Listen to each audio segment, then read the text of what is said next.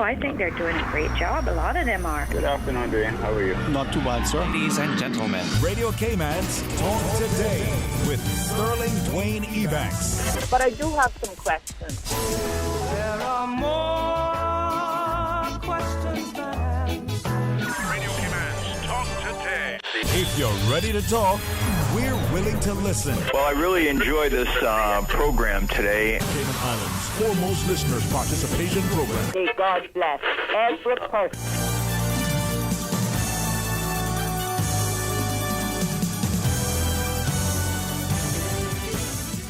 Hey, good afternoon and welcome. And thank you for joining us. It's another wonderful day for many of us. We will put a good foot forward to make it even better. For others, it's going to be a challenge. But think about it. If you sit where I sit and you have the great team that we have, and I can say to Miss Susan, hey, this is how it goes. And she says to me, no, Bobo, not today. This is how it goes. Well, maybe you listen, you learn, you live, you love, and if anything, well, maybe you laugh. Well, to be a part of a discussion, we have a few minutes of open line, 12:30. Parliamentary Secretary Kathy Ebanks-Wilkes will join us for a bit.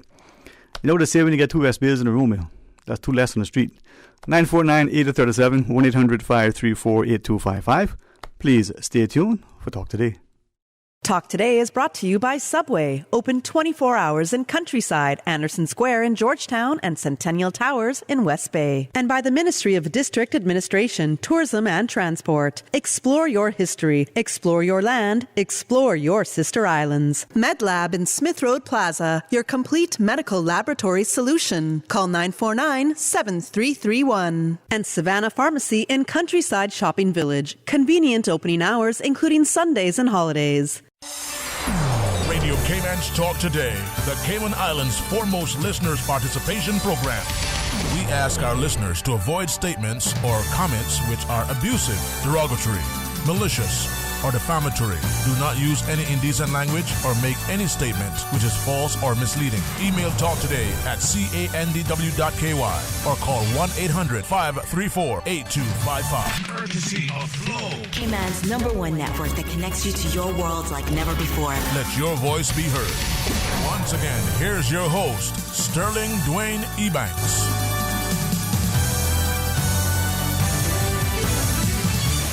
Good afternoon, welcome back, and thanks for joining us. Something that I think we see within our society that may offend many of us when we hear, Cayman time. If it's implied that it's not something that respects and values time, those of us, not just because of parents or fathers in particular, were seafarers and they understood that the ship left the port. When they say the ship was leaving the port and that ship was just a little catboat, a dinghy, or a dory, and they were going fishing, or whether they were sailing the high seas. Well, we had, as I said to you, expectation that, Honorable Kathy Ebanks-Wilkes would join us at 12:30. But a lady outside waiting for so long for the show to start. So good afternoon, ma'am. Welcome. How are you? Good afternoon. I'm good. How are you? Great. I know your schedule is extremely, like all of you as elected members, very taxing, and I know that you have, other things to return to. So we're glad that you were able to share it. And it's an important time, so we welcome you, and we want you to share with us as we get into it. I think Ms. Susan did say we have a caller. You want to take that call, Ms. Susan? Kathy, what do you want to think? Just put the call in for a second? Sure. Mm-hmm.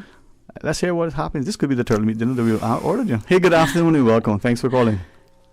No, Sterling, this is not a turtle meat. Wait, do you have any cornbread? No, we had that Sunday. That's not good to me today. Yeah. Welcome, ma'am. Welcome. Mm-hmm. Good afternoon to your guest. You said 12:30, and I am online waiting. So I don't know if I want to say what I want to say while this lady's on there. Well, if you want to, you can. If you want to call back, because Miss Kathy has. I don't mind waiting. She's already in the line, so it's fine. And you sure? You're positive? So you guys are such ladies. It's up to you, ma'am. It's up to you. Okay, Sterling. Yesterday we was talking about the cars park up here and there and so forth.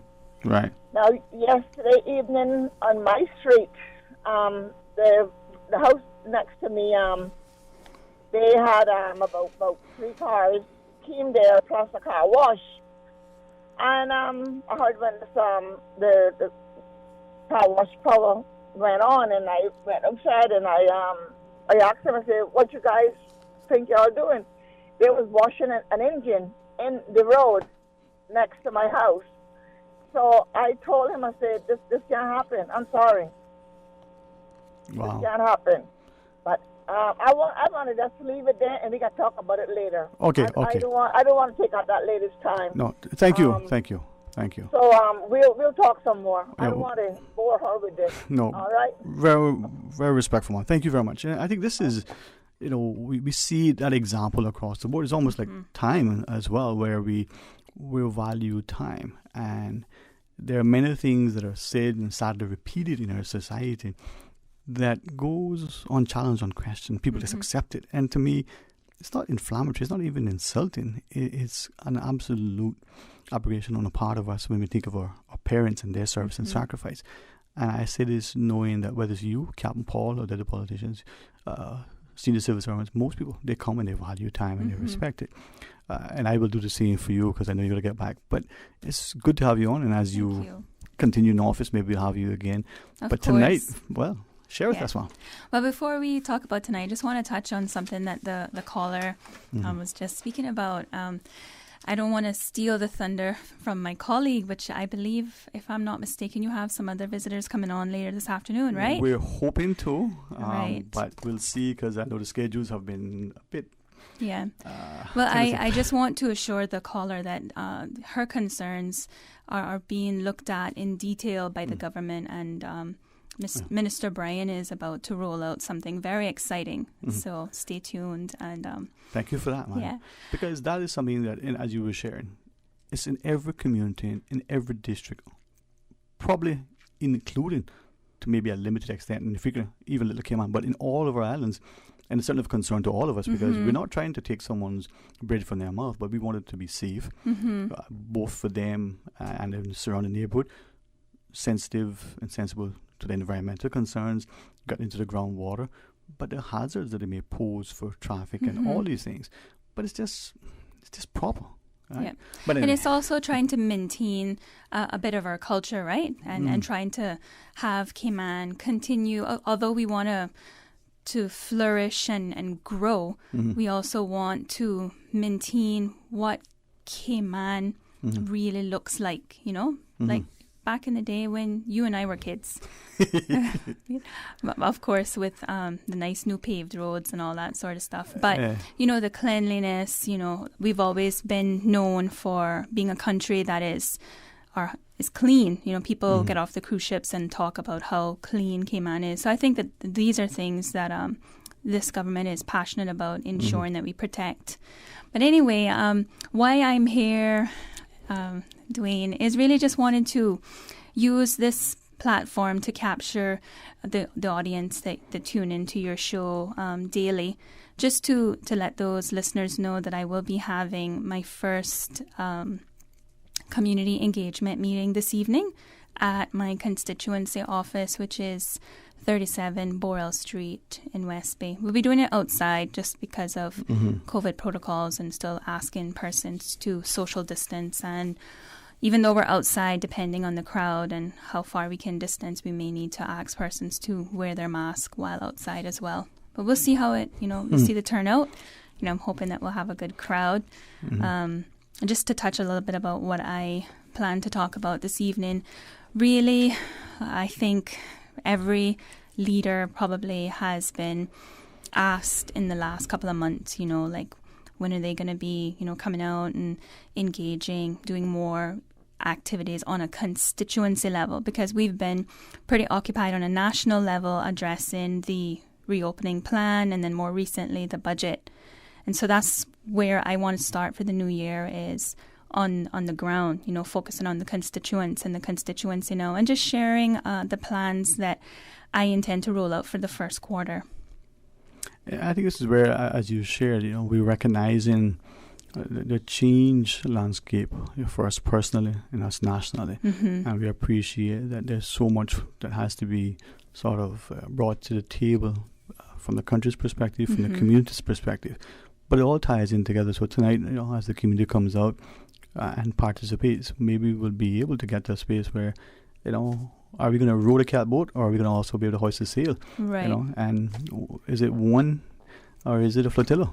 And for me, I feel that this is how we foster good relationships, you know, and we can be more productive. I can be more productive with what I'm doing with my job if, you know, we establish, you know, good lines of communication and constituents know how to, you know, address their concerns, directing them to me.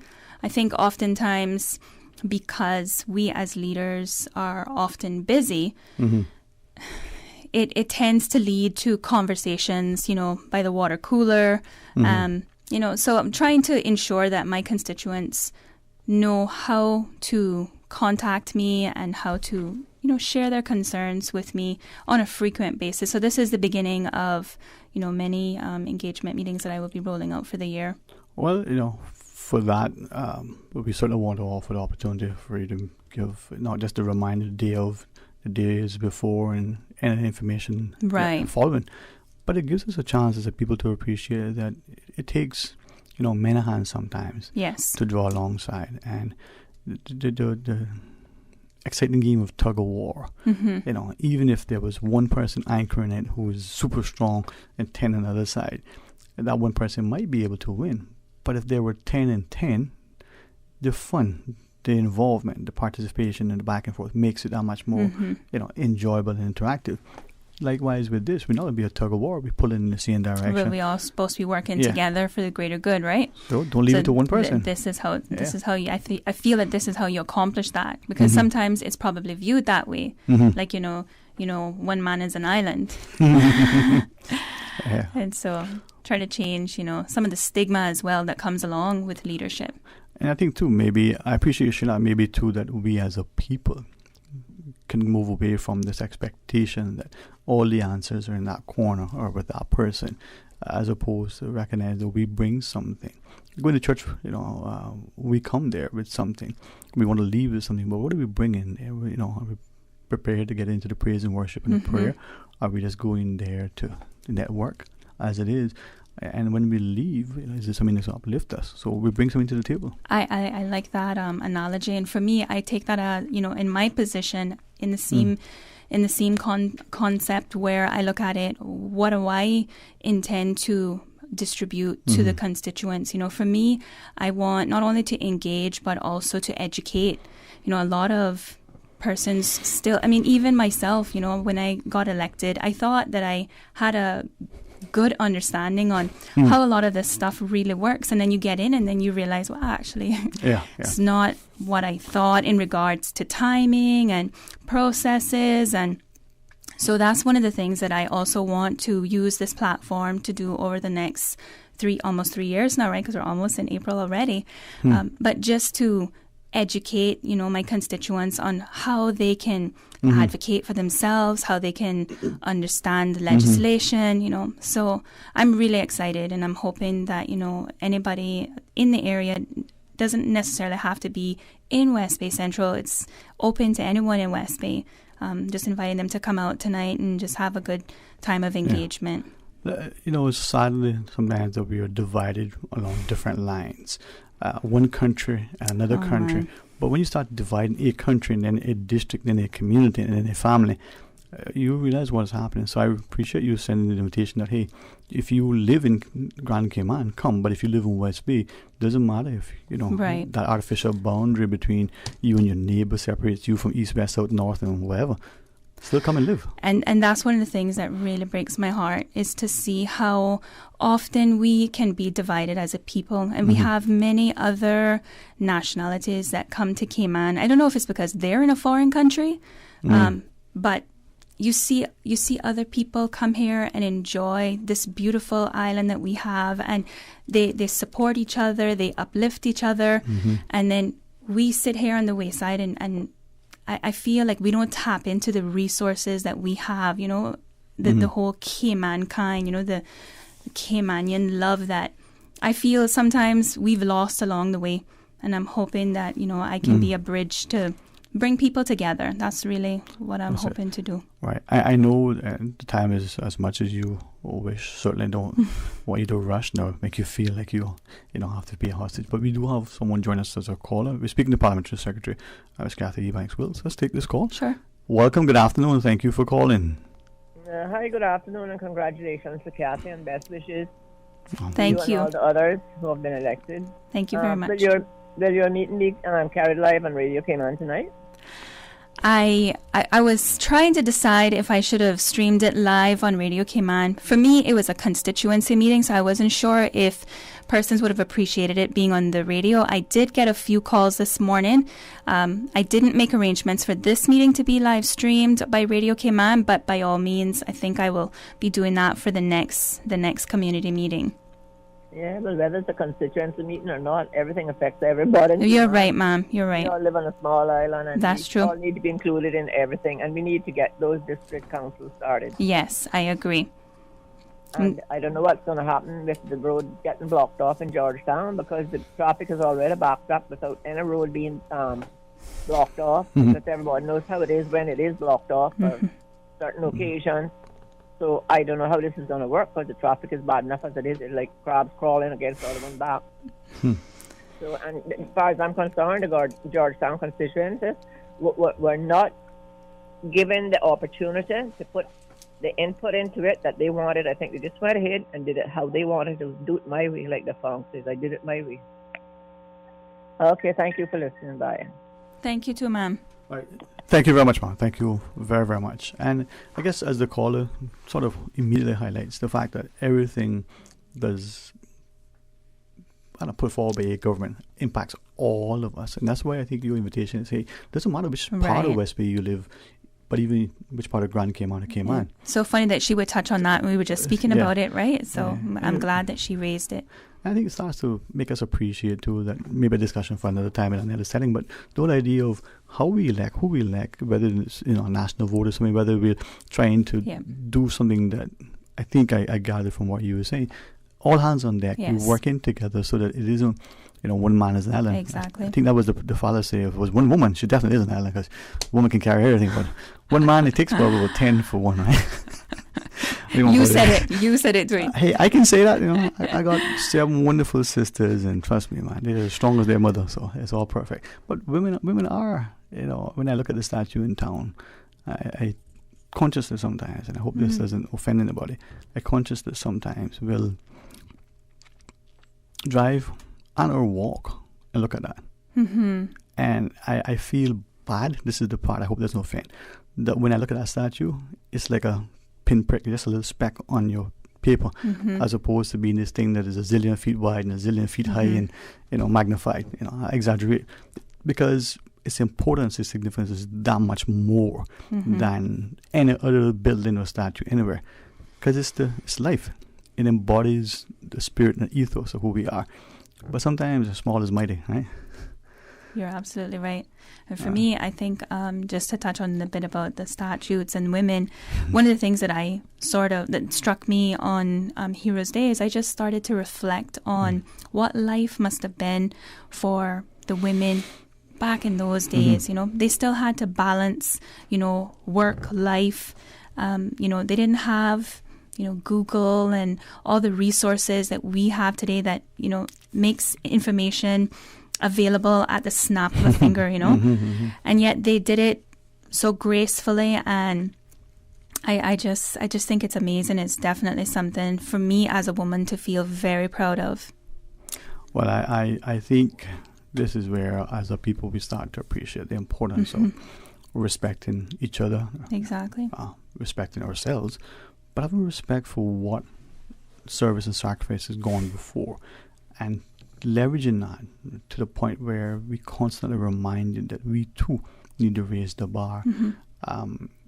I think sometimes my notion of asking publicly, even as I've been doing recently, may have prompted some people to feel a bit unsettled. Come together, unify. I don't care where you came from, what job, what title, how you may think how important you are. The fact is that, unless I'm mistaken, we're all flesh and blood and bone. So you may be, big, bad, and bold. But Mama say, what? Don't come that big and ugly to frighten you, right? Miss Cathy, I know you have some other things on. Do you want to spend a few more minutes with us, or do you have to get back to your very, very pressing desk? It is your call, Mom. What time is it? According to the digital clock, it's 12:36. According to my stomach, it's time to get some chocolate. But My stomach is saying that too, but it's not saying chocolate. Oh, trust me. I have some time because I was only supposed to be on at 12:30. Yeah. Okay. Perfect. So. Well, we do have a caller joining us. Susan's saying we got to take a break. You saw her, right? You saw her with the time and switch. I just want so to the caller with greatest of deference, we're going to pause quickly, take a short break, and when we come back, more talk today. Freedom, Cayman Brack. Freedom, Little Cayman. Soft breezes, blue waters, no traffic. Unwind and rejuvenate your mind, body, and soul. Sister Island Staycations, a taste of freedom. Discover all that our sister islands have to offer.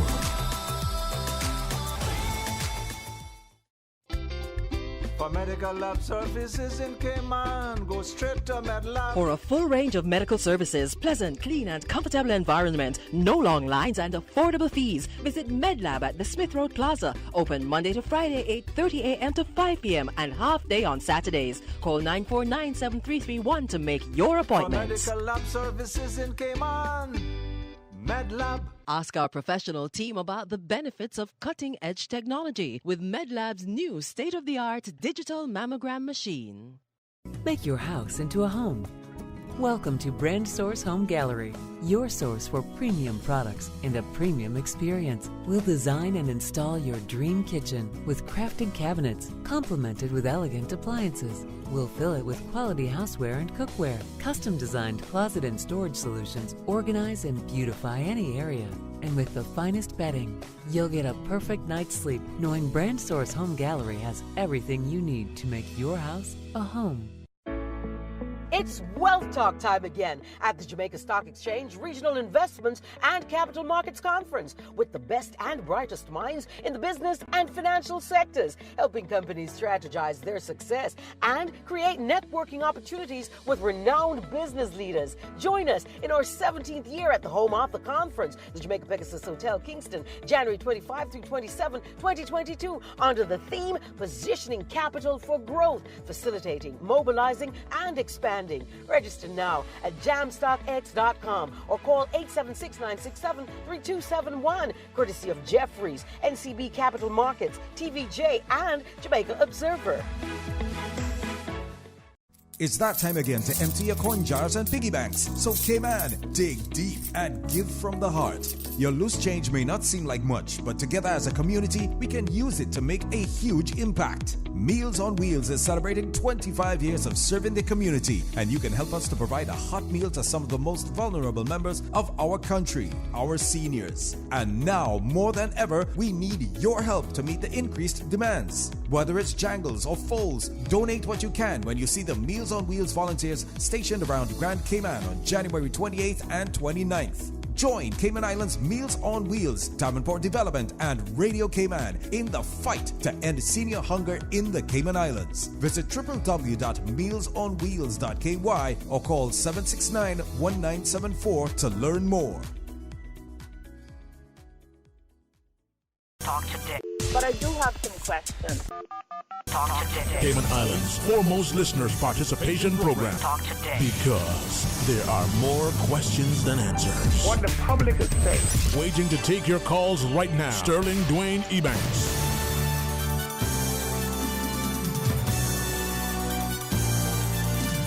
Hey, good afternoon and welcome back. And thanks for joining us. And thanks to the Parliamentary Secretary, Kathy Ebanks Wilkes, for joining us. And I should remind us again of the public meeting this evening. But we do have, Ms. Kathy, a couple of callers join us. And as we share the airwaves with them, maybe we'll learn a lot. Good afternoon and welcome. Well, I just heard a public meeting mentioned. Where is the public meeting at and what time, so forth and so on? Yes, sir. Oh, I recognize that voice. Very distinguished. Good afternoon, sir. How are you? Yeah, doing all right, you know. That's good.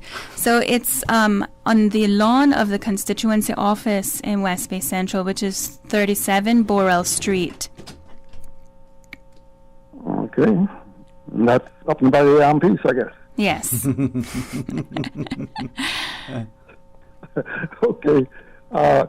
And I just tuned in, and I think I caught something about district councils, and I didn't know, I've never heard anything about them for quite a while, so yes. Where does that take? We'll be talking a bit about that tonight as well.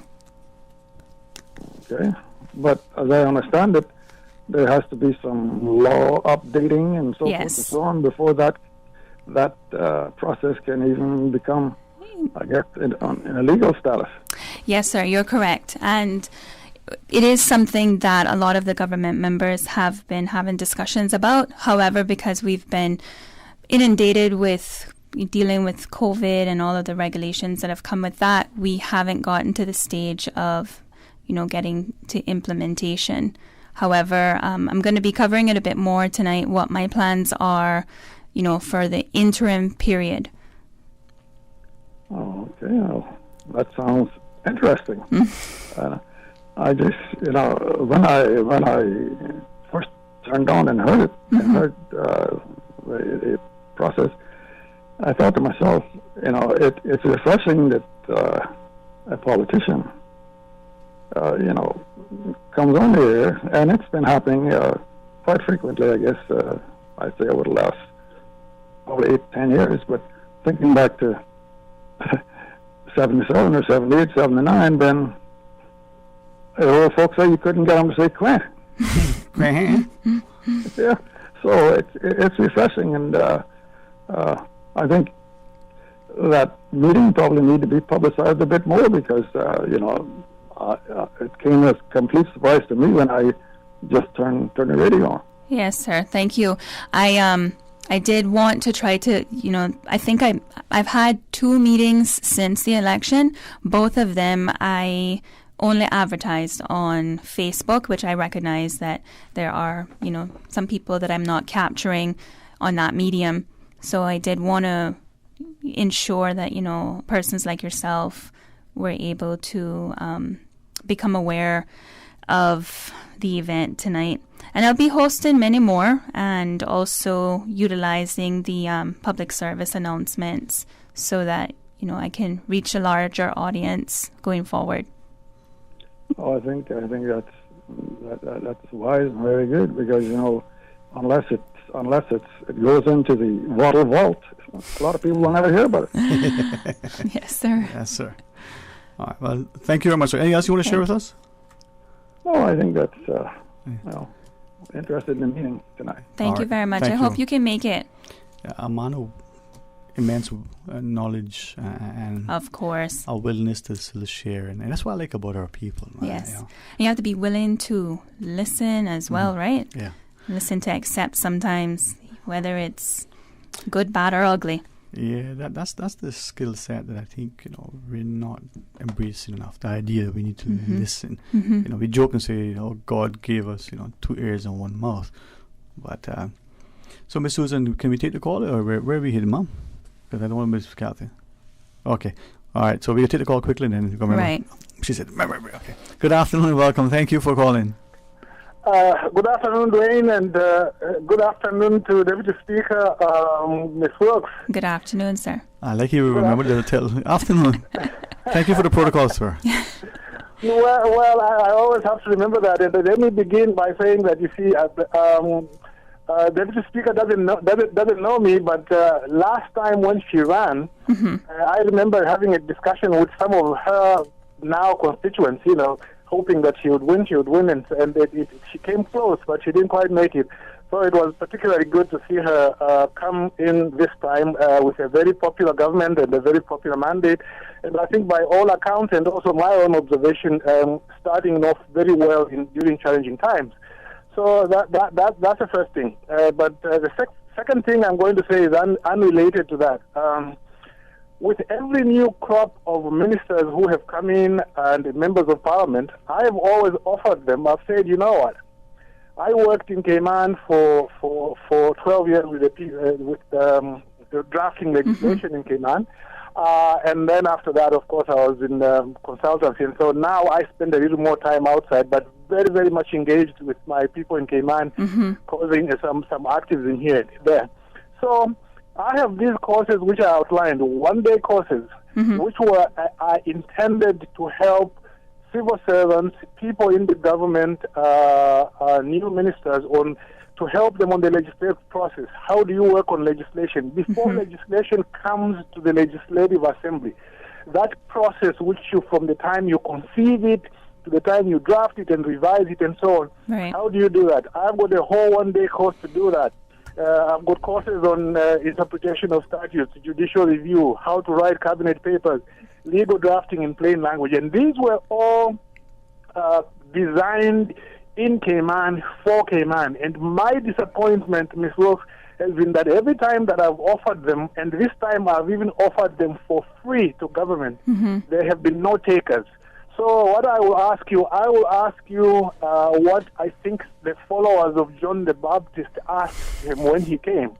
They said that, are you he who is to come, or are we going to wait for another? You know, in other words, are you the one who is going to make the decision finally that you want to take up this free offer so that either people in the government as well as people in the Legislative Assembly can take them? They are available for free. They are one-day courses, and they can take one or all of them or any of them. I am available to be able to do that. If you want to get in touch, Dwayne has got my contact. I'm happy to give you further information and send you some documents. I'm sorry for the shameless plug, but I felt I had to make it. No, I think it's a great offer, and thank you for that. And I'm familiar with you and your work that you have done in legislative drafting as well. Personally, I'm familiar with legislative process because I had some time spent between the election that I was unsuccessful with in 2017, leading up to this election. I worked in the Law Reform Commission. However, there's still some of the things that you touched on that I myself could benefit from, drafting cabinet papers. I think even some of the new ministers probably could have appreciated that. I'm at this stage now, that's something that they've all pretty much they've all navigated through now because everybody is doing cabinet papers. But I will get your details from Mr. Dwayne, and I'll reach out to you. All right. Some more details and more papers, and then you can consider it a little more. I really appreciate your response. I appreciate it. Thanks very much. Okay. Thank you too. Thank you too, man. Talk to you soon. And before we take the break, and I know you got one listener waiting still. Tell Miss Kathy, and I'll read verbatim. I'm from Georgetown, but I'll be coming to her meeting. She knows how I feel about her, and big smiley emoji. So I'll tell you exactly who it is. Oh wow, that's great. That makes my heart smile. Thank you to that caller. It does indeed. All right. At your certainly, consent. With your consent, we're going to pause, take this break, and in a few minutes of chat, and then enjoy and learn, live, love. Okay. Yes. All right, stay tuned for Talk Today. How can you take your business from good to great and thrive in the new normal? By finding the smartest, most powerful IT solutions to optimize your business operations. And now, Digicel Business Hub is making it simple for you. High-speed Wi-Fi, mobile and office phones, IT security, Microsoft Office with Teams, and much more. Everything your business needs to level up in the new normal. Get world-class IT for your business with Digicel Business Hub. Sign up today. Call us on 623-2499 or visit our website www.digicelbusiness.com for more information.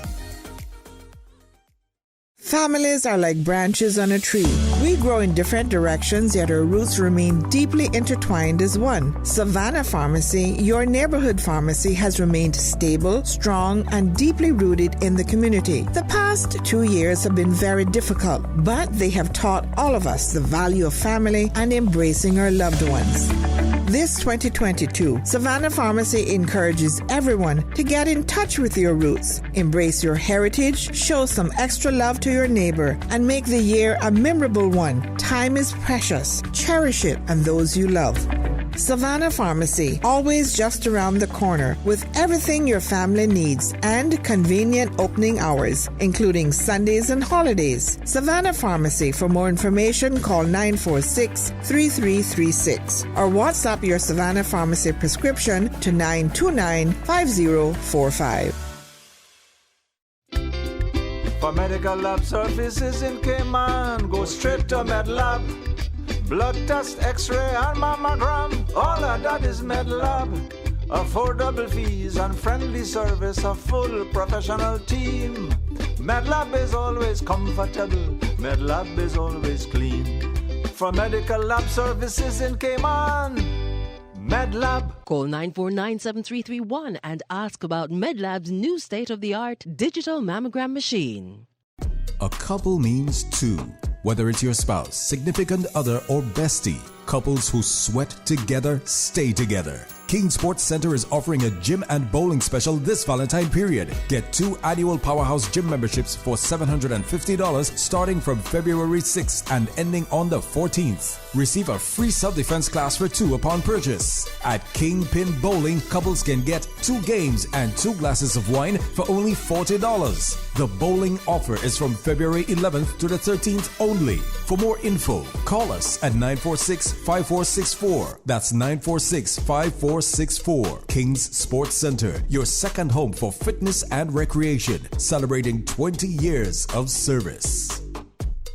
You can now book and pay online for your certified lateral flow test at www.hsa.ky/appointment. It's fast, easy, and convenient. Certified LFTs are $25 per test per person. HSA's testing center is located at 131 Center, McClendon Drive, behind Foster's Airport. Walk-ins for certified LFTs are also available. Need a PCR test for travel? These are now only $75. Visit hsa.ky/appointment for more information. Thinking of getting a hybrid but don't know much about them? Vabt Motors has 3 great reasons why you should own the Toyota CHR. Hybrid save fuel, run cleaner, reduce CO2 emissions, and even recharge their batteries while being driven. So there's no need to plug in a hybrid, making it both economical and fun to drive. And you don't have to replace your battery every 2 years. The CHR Hybrid is reliable, providing up to 1 million kilometers on the same battery and engine. Oh, and now you can save $2,000 off the Toyota CHR, starting at only $33,500. That's way more than 3 reasons. True, but the best one is that it's on sale now. Test drive the Toyota CHR today at Vabt Motors, Walkers Road, while stocks last. Talk today. But I do have some questions. Talk today. Cayman Islands' foremost listeners' participation program. Talk today. Because there are more questions than answers. What the public is saying. Waging to take your calls right now. Sterling Dwayne Ebanks.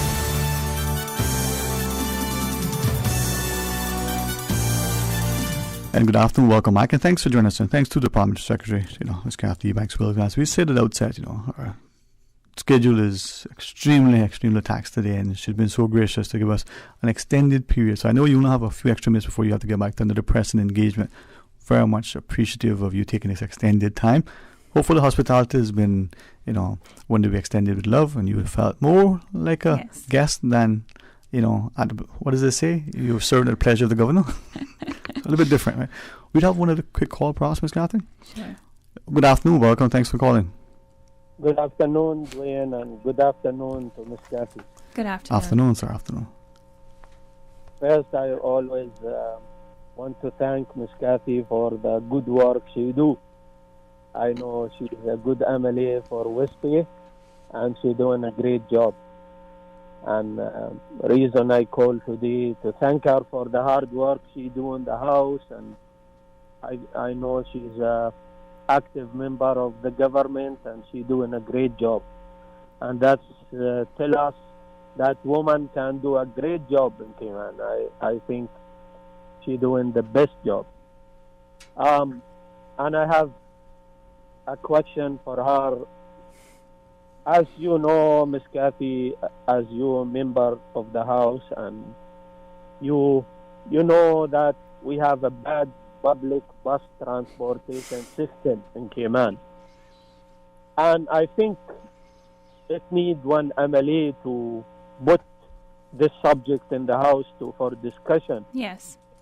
I think it is very, very bad what we have, the bad behavior of some bus drivers, the way how they dress, and the bad condition of some of these buses, the bad songs they play in the buses.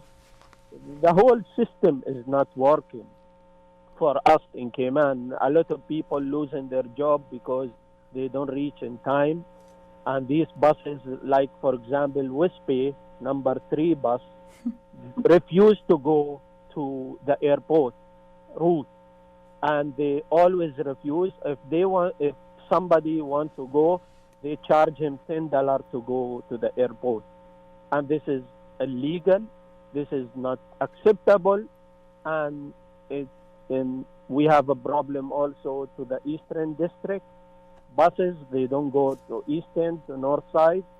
We talked many times to the minister. Unfortunately, Mr. Kenneth Bryan, he is not interested to solve the issue. I think it needs MLA like yourself to put this problem in the House and to be discussion about it. I think you are capable to discuss this issue in the House and to come out with a solution. Well, let me just speak on that for a minute then, right? Because I want to defend my colleague, Minister Bryan. I know that this is something that he has been working on. However, he, like I shared earlier in the call, the last couple of months, we've been really inundated with work trying to tie down the reopening plan and, deal with the budget. And so the bus route, although it is something that even I have raised with him, I'm passionate about the bus system. I mean, I grew up, neither of my parents drove until I got a license. So jumping on the bus has always been something that I can do very easily. And actually, after the election, I got on the bus and I rode with one of the ladies that drives, on one of the routes, just to see how the system was working. And, I was reminded that the system really isn't working. And I went back and talked to the minister, and he gave me assurances that this is something that he was going to focus on once we had got past the, reopening plan. Now, fortunately, he has now gained a parliamentary secretary who is going to be focused on transport. So to your concerns, whilst I appreciate your comments, I also feel that, my colleagues are capable, and I'm going to ensure that, my feedback is, which is always welcomed by my colleagues. It's going to be a collaborative approach with all of the government members, but because, like I said, I am, I enjoy riding the bus, and I want to ensure, especially for my West Bay people, because I know a lot of West Bayers rely on the public transport system. And to the caller's point, he is correct. Some of the routes that you get on, I mean, I know coming into Georgetown, somebody may need to go to the hospital, and, that oftentimes like pulling teeth. Some drivers, it depends on the driver that you get. So definitely it's something that will be looked in the near future. For me, I'm also passionate about schools. I feel that, as a parent, you should be able to hop on a bus and drop your child off. Even if it's a public school, you want to drop your child off to Triple C or Prep or wherever, right? Or if you're a student, if you want to go to night classes at UCCI, or even ICCI, you should be able to feel comfortable that I know this is the bus that I need to catch. I know what time it's going to run. I know my class finishes at 9. The bus is coming at 9:15. So we certainly need to have a good functioning transport system. And that will also address some of the traffic issues that we're facing. So it is something that is being looked into right now. And I know that in the very near future, you'll be hearing some of the plans that the government is going to roll out to enhance the transport system. Well, those are discussions we're going to have. And I know that if it was left to you, you would be more than willing and gracious with your time to engage the public and all these things. But please accept our public apology for holding you just beyond your next engagement. I actually enjoyed this, and I think I should probably try to schedule some time to come on the show more often, and maybe we can pick topics and just come and have open discussions with the public. And we'll even go one step further. We get Susan the Russell some turtle meat. Oh, hello. Now we're cooking with pepper. All right. Well, thanks to that caller and to those who joined us. And please enjoy the rest of the afternoon. Maybe Thank productive. You. The meeting this evening, just quick reminder, is Boral Street. Yeah, Boral Street, 37 Boral Street. West Bay Central, which is off Mount Pleasant. And if anyone needs directions or has any questions, you can call Mr. Loxley. Or you can call the constituency office 926-1717. Okay, and what time again, Mom? 7 p.m. 7 p.m. All right. blessings to you. And Thank you. If anybody sees me in attendance, it's only because I'm wearing a hat as a public. No, I'll be there because I'm a voter. Well, you know, I just to touch on that a bit, because I think that that's something that a lot of civil servants and public servants struggle with. You know, right now, this is outside of politics. It is, you're a citizen in a district. You may have concerns about the streets. You may have concerns about policing. And the only way that you can get these concerns addressed is if you come out and share them. So at this stage, this isn't a political meeting. This is a community engagement meeting. So I'm inviting everybody to come out tonight. Thank you, Mom. Thank you, Tim. All the best to you. Enjoy. Thank you, Tim. And of safety and blessings to you. Thank you. And to you as well. Thank you. Let's pause and take a break. I might have turtle meat, but I can savor that dark chocolate and sea salt. Can I not? Stay tuned for Talk Today. Today's biggest news. Radio Cayman. Your voice, your choice. Local, regional, international. This is Headlines from Radio Cayman's newsroom. Today's biggest news. With your latest headlines, I'm Felicia Rankin-Solins. The Public Health Department has released the latest COVID-19 vaccination clinic schedule until February 12th, 2022. This includes the introduction of the COVID-19 vaccine for vulnerable children ages 5 to 11 during an appointment-only clinic offered 9:30 a.m. till 3:30 p.m. Saturday, 29th of January in the Public Health Clinic at the Cayman Islands Hospital. Appointments can be made by contacting the Public Health Clinic at 926-8152. In international news, U.S. President Joe Biden says he would consider personal sanctions on Vladimir Putin if Russia invades Ukraine. Mr. Biden said there would be enormous consequences for the world if Russia made a move on the nation. His comments came as other Western leaders repeated warnings that Russia would pay a heavy price for invasion. A group of native tribes in California has regained ownership of more than 500 acres of redwood forest land they were forcibly removed from centuries ago. Save the Redwoods League, a nonprofit, said the property is now owned by the Sinkyone Council, which represents the original stewards of this land. Formerly known as Andersonia West, the forest in Mendocino County will return to its original name, which translates to Fish Run Place in the Sinkyone language. Disney has responded to criticism made by the Game of Thrones actor Peter Dinklage about its forthcoming live-action adaptation of Snow White and the Seven Dwarfs. Dinklage said the remake of the 1937 animated film was backward. Disney said it was going to, quote, avoid reinforcing stereotypes from the original animated film. Dinklage has a form of dwarfism called achondroplasia. These are your latest headlines. I'm Felicia Rankin-Solins. For the latest in news and information, follow Radio Cayman on social media, Facebook, Instagram, Twitter. Download the Radio Cayman app or log on to our website, radiocayman.gov.ky. How can you take your business from good to great and thrive in the new normal? By finding the smartest, most powerful IT solutions to optimize your business operations. And now, Digicel Business Hub is making it simple for you. High-speed Wi-Fi, mobile and office phones, IT security, Microsoft Office with Teams, and much more. Everything your business needs to level up in the new normal. Get world-class IT for your business with Digicel Business Hub. Sign up today. Call us on 623-2499 or visit our website www.digicelbusiness.com for more information. Radio Cayman is pleased to feature this special Sister Islands historical vignette brought to you by the Ministry of Tourism and Transport. Explore your history, explore your land, explore your Sister Islands. Captain Keith Parker Tibbetts, MBE, JP, 1916 to 1996.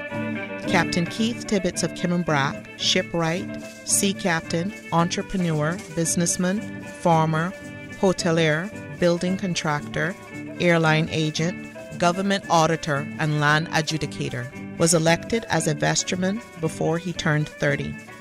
He served 25 years in the Assembly of Magistrates and Vestry and its successor, the Legislative Assembly, becoming a life member of the Commonwealth Parliamentary Association.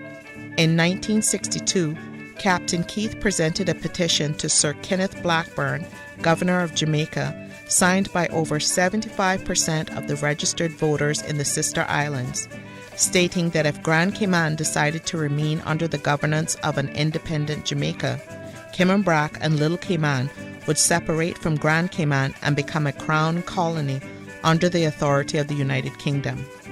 In addition to receiving many awards for heritage preservation, tourism, and community service, Captain Keith was posthumously honored in 1996 when a Russian destroyer was sunk off the northwestern end of Cayman Brac as a dive attraction and renamed the MV Captain Keith Tibbets.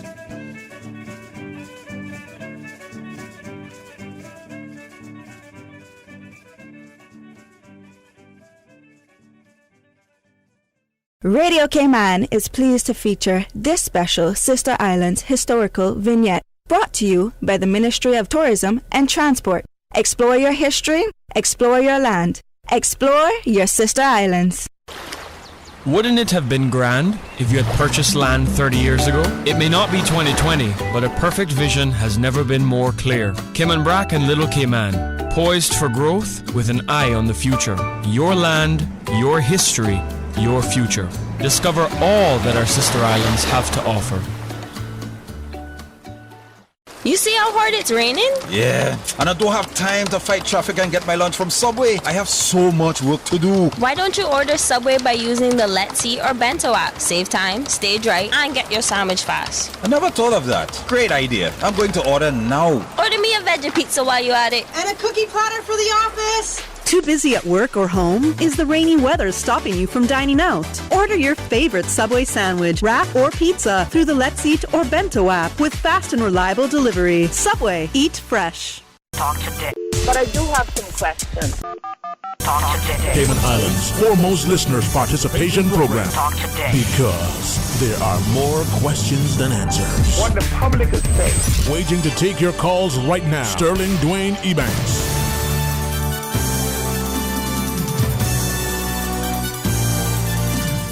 Hey, good afternoon and welcome back, and thanks for joining us. We ask you to be a part of a discussion.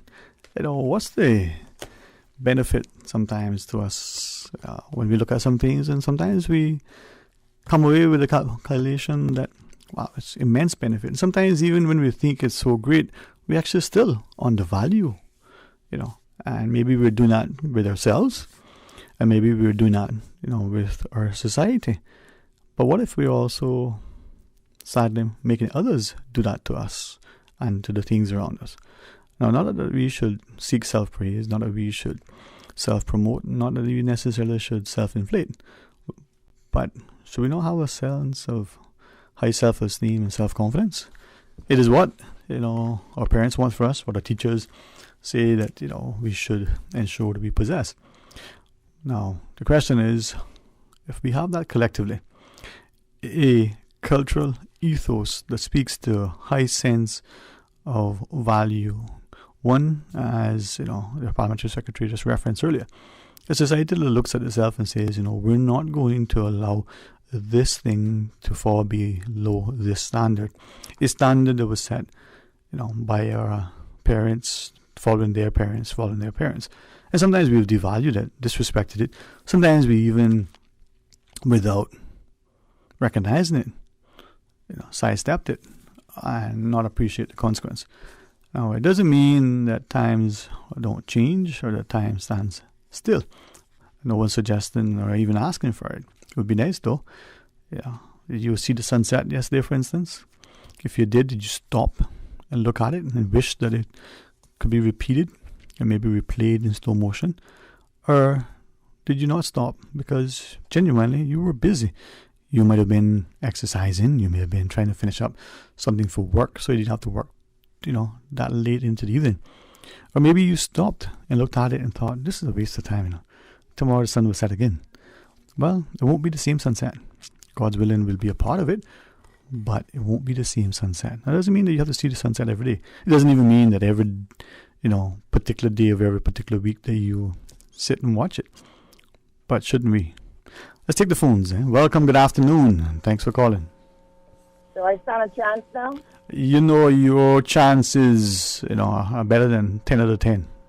But thank you again. You are, like so many, you set such a great example of respect and deportment that you were so willing to defer the time to the, Honorable Parliamentary Secretary. And that just shows the example that I think speaks to, what is a respectful, responsible people. So thank you very much for that, Mom.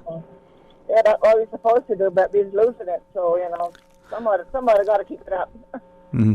Well, you know what? Not to cut you too much, right? But if we're losing it, maybe because we're not extolling it sufficiently, we're not insisting. It's kind of like you go into somebody's house. This may be a very simple example.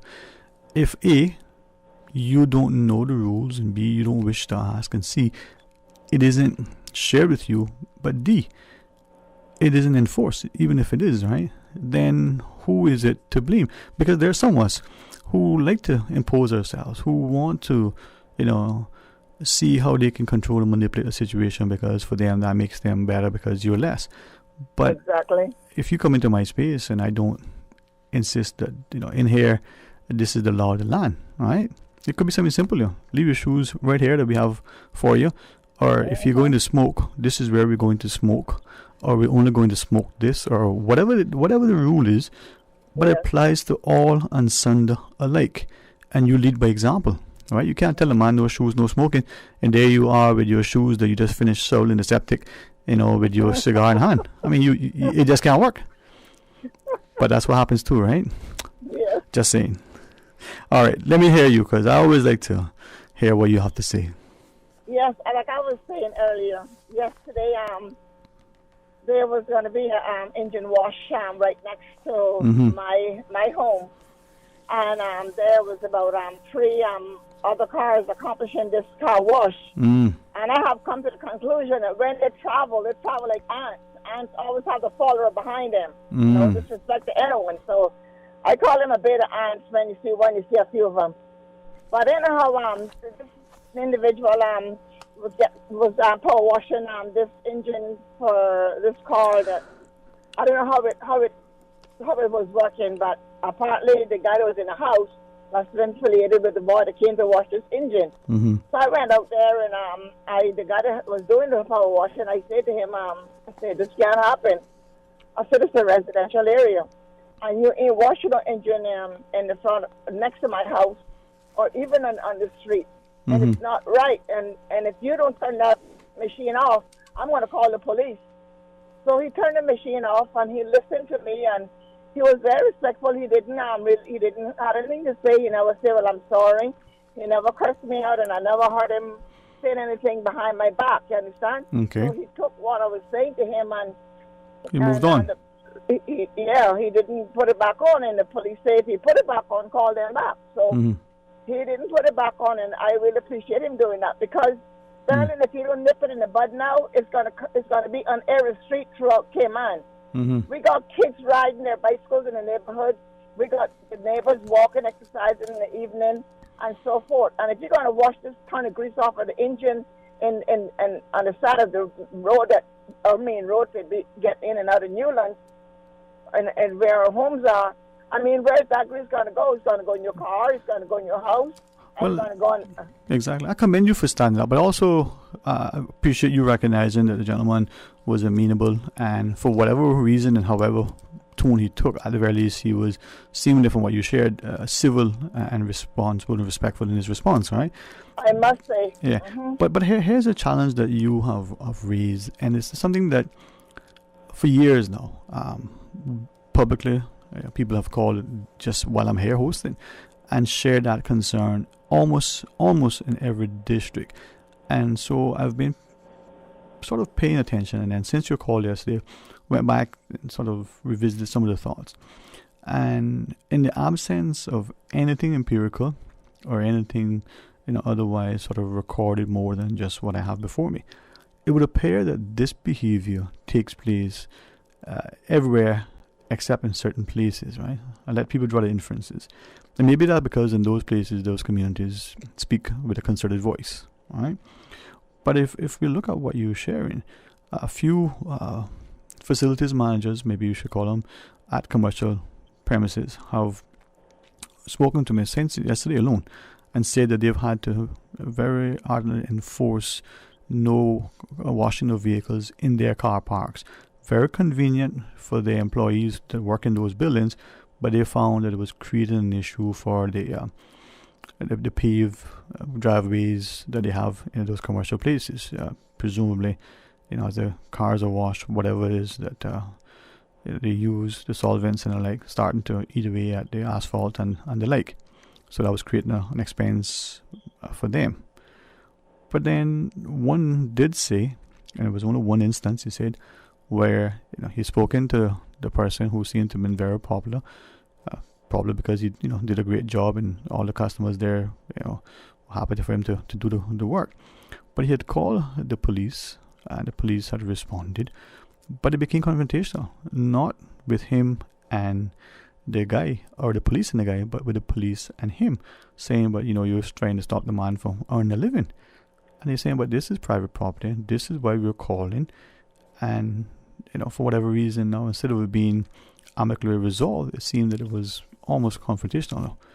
I give it to you as it was sold to me, but I have no reason to disbelieve the fellow.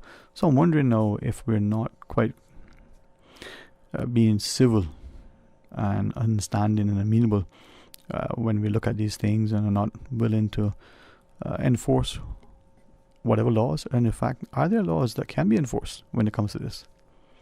Well, if they're not got any, they just better start making some, because it's a serious situation. And then I spoke to my neighbor, said, what do you think about this and how do you feel about this? He said, well, these are young guys today, you got to be careful with them and yakety yak. I said, that's how you feel about our little neighborhood. Well, I will fight the fight.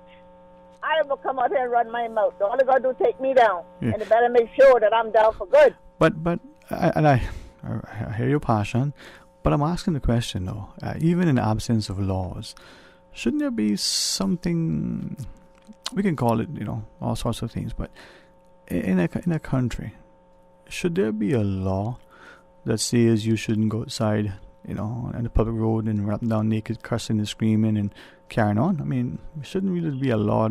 There are probably laws against it, but should there really be a law for that prevents that? I mean, shouldn't society be one that would say, hey, we don't need a law to say you shouldn't do that. You should just be that you don't do that. Yes, you should have a law for it, but it happens, so you have to put it in law. Because people just do their own thing when they're ready to be thinking, and it's all about them at that present time. Mm-hmm. But before you take me off the air, I got one more thing I want to say to you. Yeah. And anyhow, that car washing, well, I got that cleared up. I don't think he'll be coming back on our neighborhood to wash any cars on this side of the road. I can see going into people's yards and washing the vehicles for them, but not on my road that I got to walk on and drive on and walk in no grease. I'm sorry. Like I said, they're like a bunch of ants. When they got one, they got 2 and 3, 4 of them behind there. Okay. Well, can we read an email publicly? This person is on our behalf. Please thank, and the username is okay to call you by name. So sure. Thanks, Ms. John, for her efforts to nip unacceptable behaviours in our islands. I support her very often through this platform, through emails, to individuals or specific government departments. So it seems that people are very appreciative of others who stand up for right. Maybe more of us need to join alongside publicly, not just privately, publicly as well, to do the right thing in the right way, so that sometimes it's just that people don't appreciate that what they're doing isn't the right thing to do at that time in that place. It isn't that you're trying to stop them, you're just trying to guide them to do it, differently and better. Exactly. Okay. Yeah. Sterling, yes, Mom. Let me ask a question. When you was coming up as a kid and your parents washed clothes, they hung them up on the back of the house, right? They could not be seen, right? We had a clothesline in the backyard, yeah. Yes. Now, today, we got a different nationality living with us, and they're hanging their clothes anywhere they can get a piece of fencing or a pole to put 3 or 4 hangers on. Now, Sterling, I have nothing against anyone coming here to live. When you're going to take my main street of Walker's Road and have that looking like I wouldn't even call it a laundromat, because they're just hanging there like they don't have a home, looking like they want to give them away, or the individual is sleeping outside with these clothes that they got them all plastered on this fencing and these tons and tons of hangers. I know, Sterling, it doesn't cost that much to get 2 posts and a piece of wire and make a clothesline. and put your clothes in the back of the house like we did many years ago. We got to stop making all of this different mixed culture, bring their culture to this island. When they came here, they never seen no clothes hanging in no waterfront yard or a fencing. But yet, they're going to bring it to my country? Well, let me tell you something. I spoke to that lady, and I am watching her. I don't care what nobody says.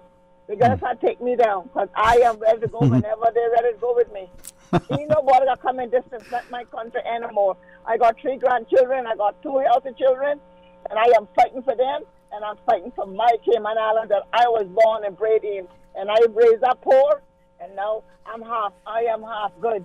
You know what I mean? When I say half good, from poor to half good, you understand? So I'm half good, and I can run my mouth. As long as I got breath, and as long as they respect me, I would respect them. And this happened to me, that little young man yesterday. I went to him nice and calmly and tell him what the story was on my street. And he looked at me. He was very attentive. And I think he got the impression like, is this woman for real? Or she can't be for real, man. Or she for real. You know, I didn't skin no teeth with him, and he just listened. And I went about my business, put that gun back on in water, wash no car, no engine. Well, sometimes people just need to be guided, And you did it firmly, fairly, but respectfully and responsibly. So, kudos to you. But thank you very much, Mom. You take care. Right, Bye. blessings. Bye-bye. Good. Thanks. Let's take another call. Welcome. Good afternoon. Thanks for calling. Good afternoon, Dwayne. Good afternoon, Miss Susan, and to all our listeners. Afternoon, Mr. Raymond. How are you, sir?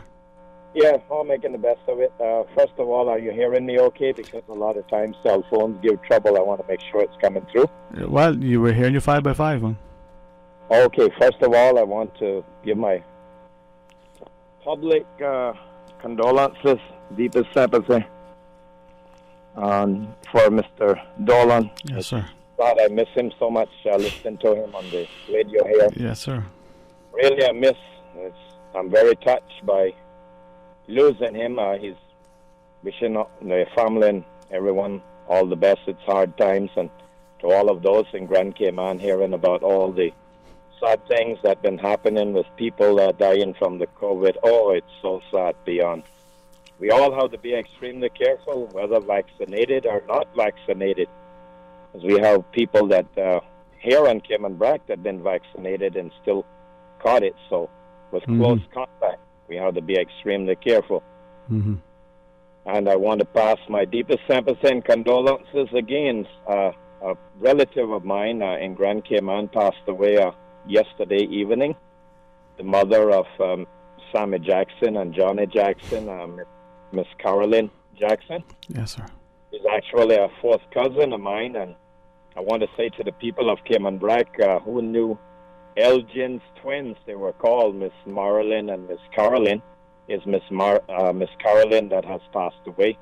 To the people of Cayman Brac who knew her as Elgin's twins, and my deepest and heartfelt thoughts of the family and friends of those, the passing of Miss Carolyn. Also, sad times, and to all of those who lost loved ones, my deepest sympathy to you all. And we're switching now to the tribute that was carried out for Miss Sadie Dilbert on Sunday.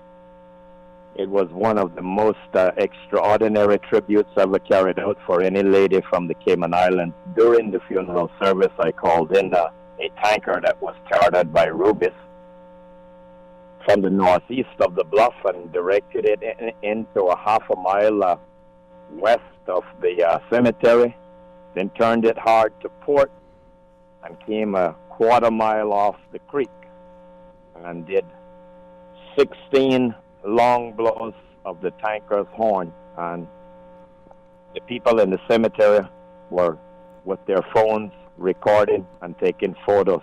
The ship was so close you could read the name, Atlantic Muse, and I'm just looking at it here now from my house. It's still here waiting to get discharged.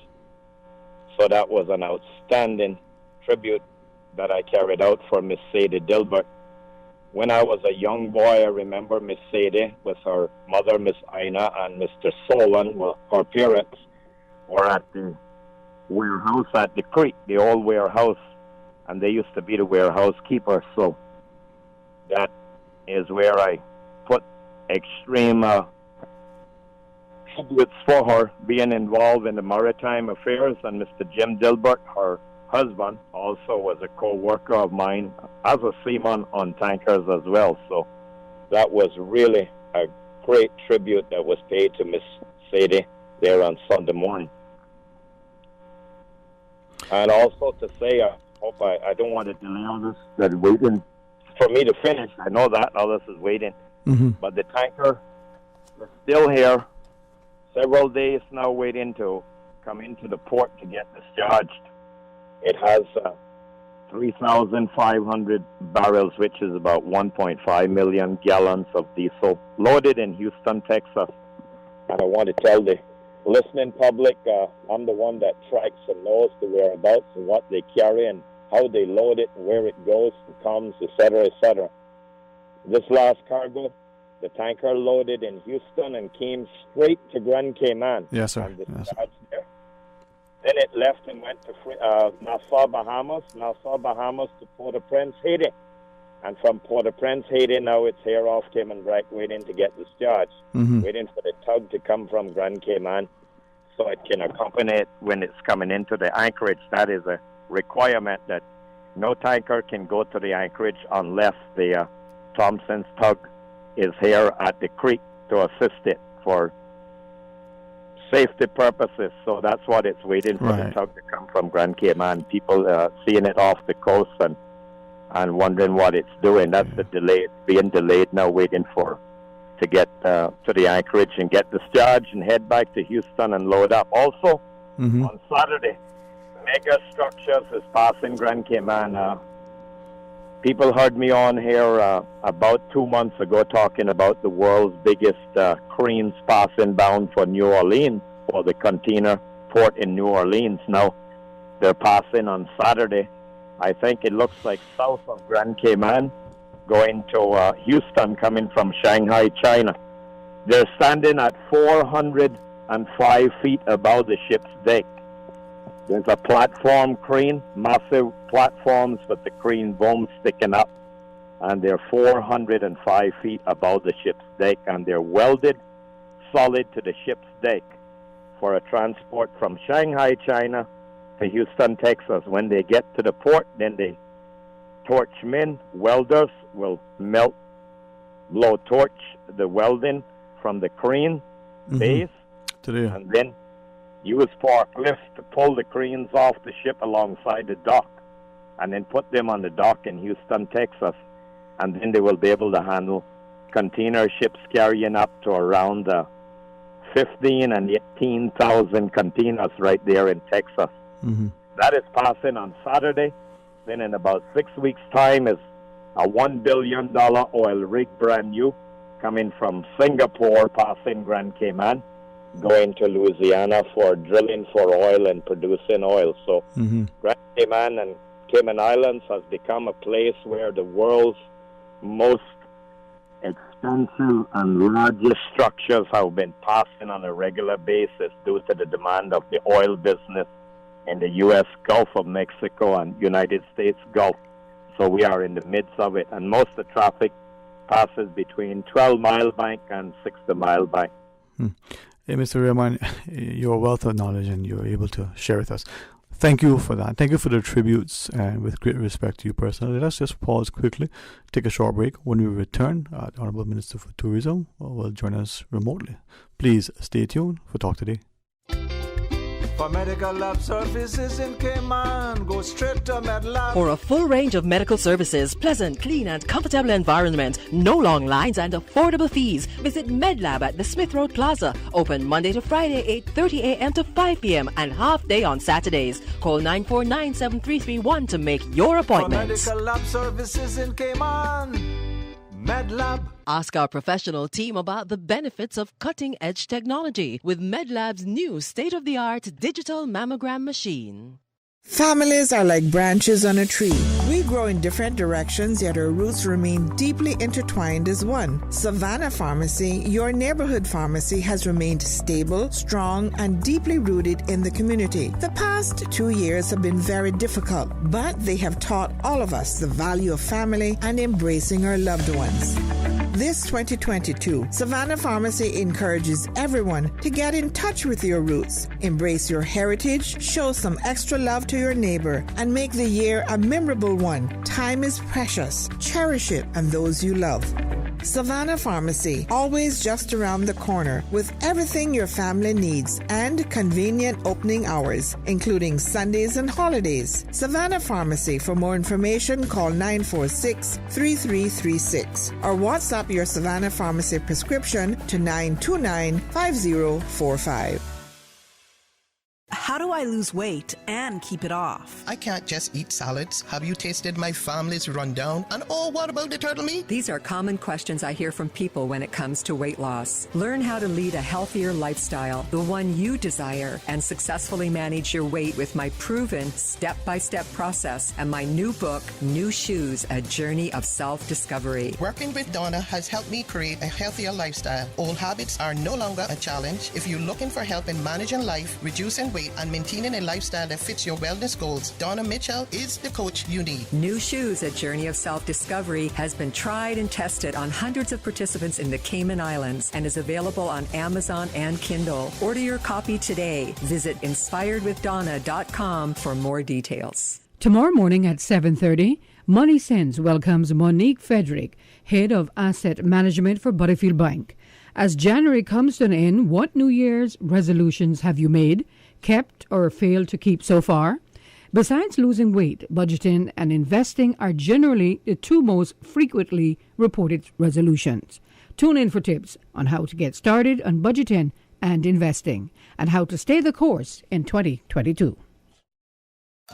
The Overseas Government Scholarship deadline for the 2022-2023 academic year is Monday, 31st January. To apply for an overseas government scholarship or learn more about the various scholarship programs before the deadline, please visit the recently upgraded scholarship application portal at www.moescholarships.gov.ky or email the Scholarship Secretariat Unit at scholarships@gov.ky. Talk today. But I do have some questions. Talk today. Cayman Islands' foremost listeners' participation program. Talk today. Because there are more questions than answers. What the public is saying. Waiting to take your calls right now. Sterling Dwayne Ebanks.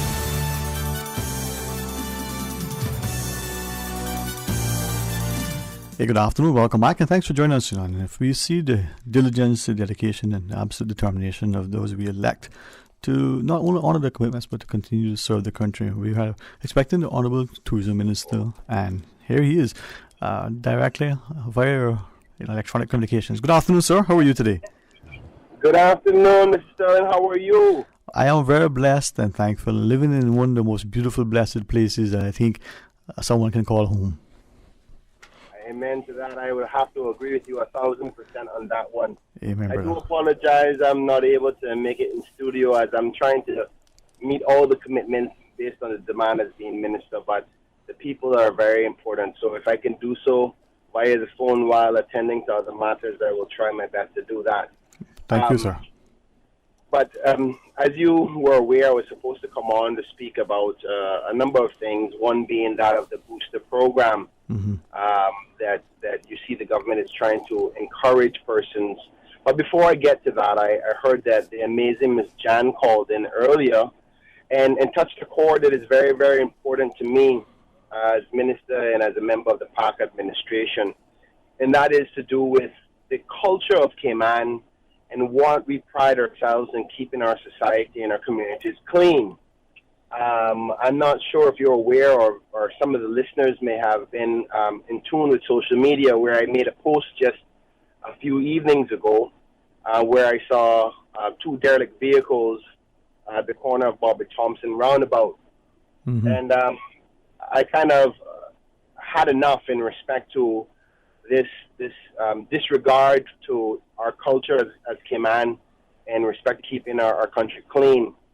And I wanted to give Ms. Jan and the listening public some words of encouragement to continue to be responsible by keeping your brothers and sisters accountable for their actions in their neighborhoods, in our communities, in the streets and roads, because we are only as strong as our weakest link.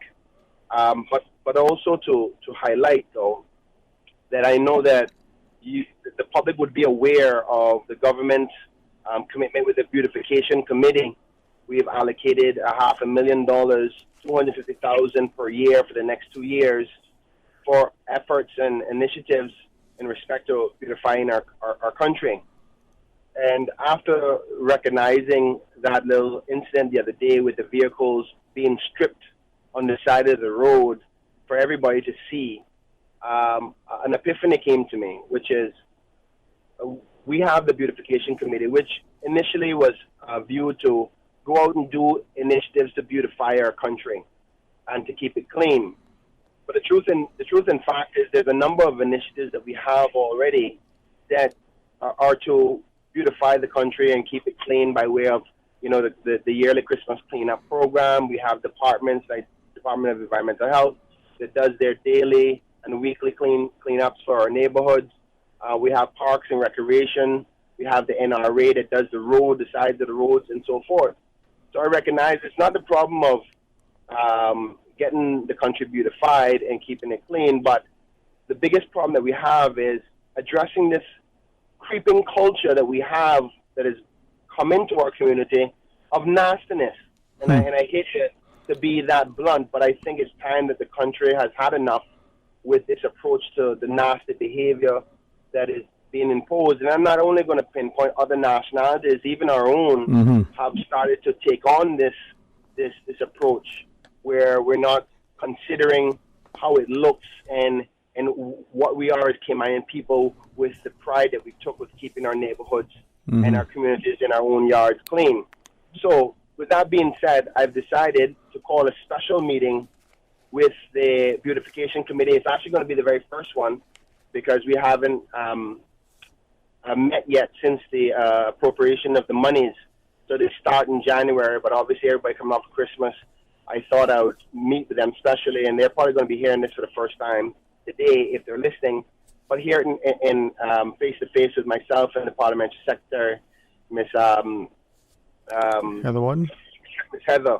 Sorry, my apologies, Heather Borden. Yes, sir. But we want to change the committee more than just simply doing beautification programs, but a policing agency, if you dare say. And this is just using loose terms now. Yes, sir. But an enforcement arm, a arm of people that would hold the community, individuals, departments, agencies, ministries, all accountable for enforcing the laws that we have. Now, for example, we continue to see derelict vehicles. We continue to see persons that dump in the neighborhoods, and you find out you're just driving, and then there so happens to be a culture of people dumping in a certain area of the neighborhood, and you go, why are these people doing this stuff? And what I know as a legislator, and most people in our community know, that is a crime. It is a crime to do that. And we've been too lenient.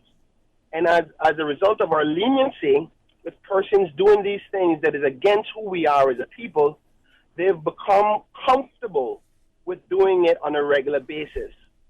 So, therefore, moving forward, that committee will be tasked with the responsibility of holding those enforcers, and when I say enforcers, I mean the police department, the Department of Environmental Health, those who carry out the responsibilities in respect to the town and country law, and all the different regulations and legislation that we have to make people be held accountable for how they carry out the beauty of our country. Because what we have is this attitude of, oh, we clear it up for them, and then the next day or the next week, they do it again, and nobody's penalized for it. So I want to encourage the public that this minister, this administration, this ministry, and this government has had enough. And we will be taking the necessary steps to enforce the law and hold people accountable to it. Because if we don't do it now, we're going to lose our country, we're going to lose our culture in respect to keeping ourselves clean. And that's one of the things that people love the Cayman Islands for. Not only for our people and our kindness and our attitudes towards others, but our pride we took within ourselves. And I'm happy to say that I'm multi-generational Caymanian, and I remember my grandfather and grandmothers telling me about keeping yourself tidy, how you dress, how you carry yourself, how you keep your own yard, how you operate when you're on the road. You don't litter. That's why my poor truck is dirty all the time, because I don't throw things out the window. When you finish and you get to your destination, you take everything out and you dump it. So we need to change that culture and let the public know, regardless of who they may be, Caymanian or not, that is unacceptable. And we have to maintain that, because unfortunately what I'm worried about most is the next generation of young people are coming and they're thinking, based on what they see in the community, that this is a norm. It's called a broken window syndrome, and we want to arrest that right away. And sorry for the pun intended, but we're going to arrest that. And if that literally means that arresting people, charging them, and putting it out in the public for them to be disgraced in a way where they're held accountable so they feel less likely to do it.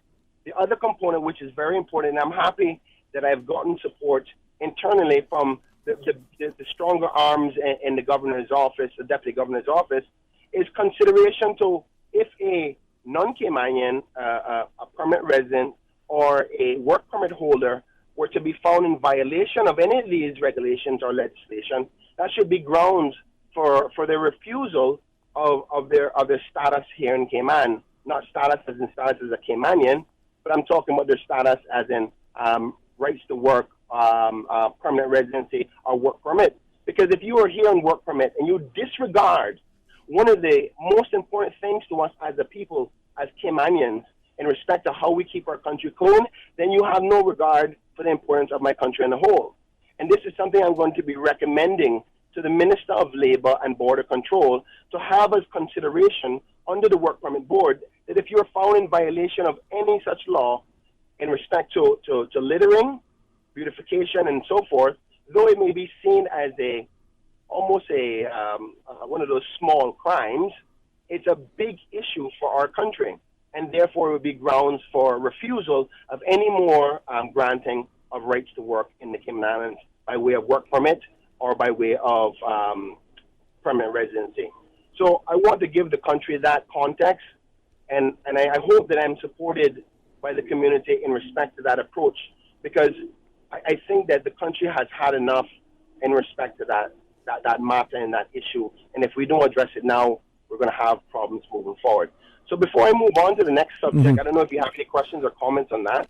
Not as yet on that directly, but we do have a caller joining us at some point. If you have time in your schedule, it would be amenable to see if we can get Miss Susan to work her technological magic and, Please do. All right, well, we saw her pull it up. Let's try it. Good afternoon, caller. Are you there? Yes, I am. Good afternoon to you and certainly to the Minister, Brian. And I'm happy you took it because it was directly related to what he was just talking about.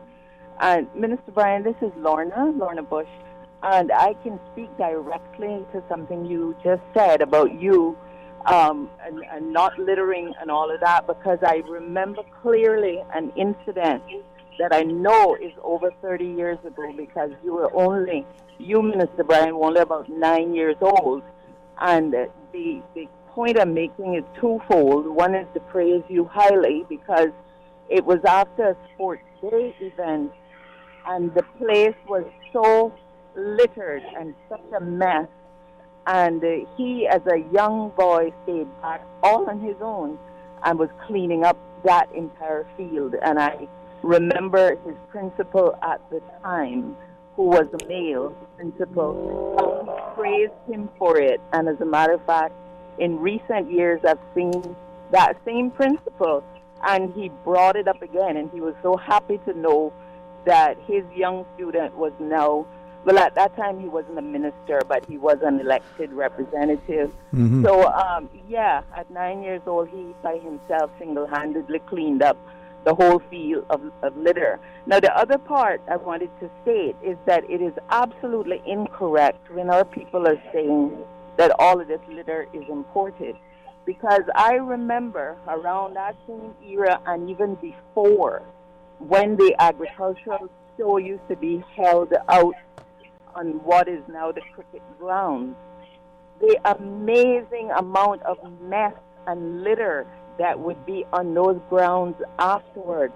It was shameful, and I know 40 years ago we did not have, and in particular there's a nationality that everybody blames for the imported litter problem, but whether it was that they simply didn't furnish the receptacles that were needed to put the trash in, I'm not sure, but I clearly remember after agricultural shows and stuff, the field would look just like a thing of white paper, tissue, lunch boxes, etc.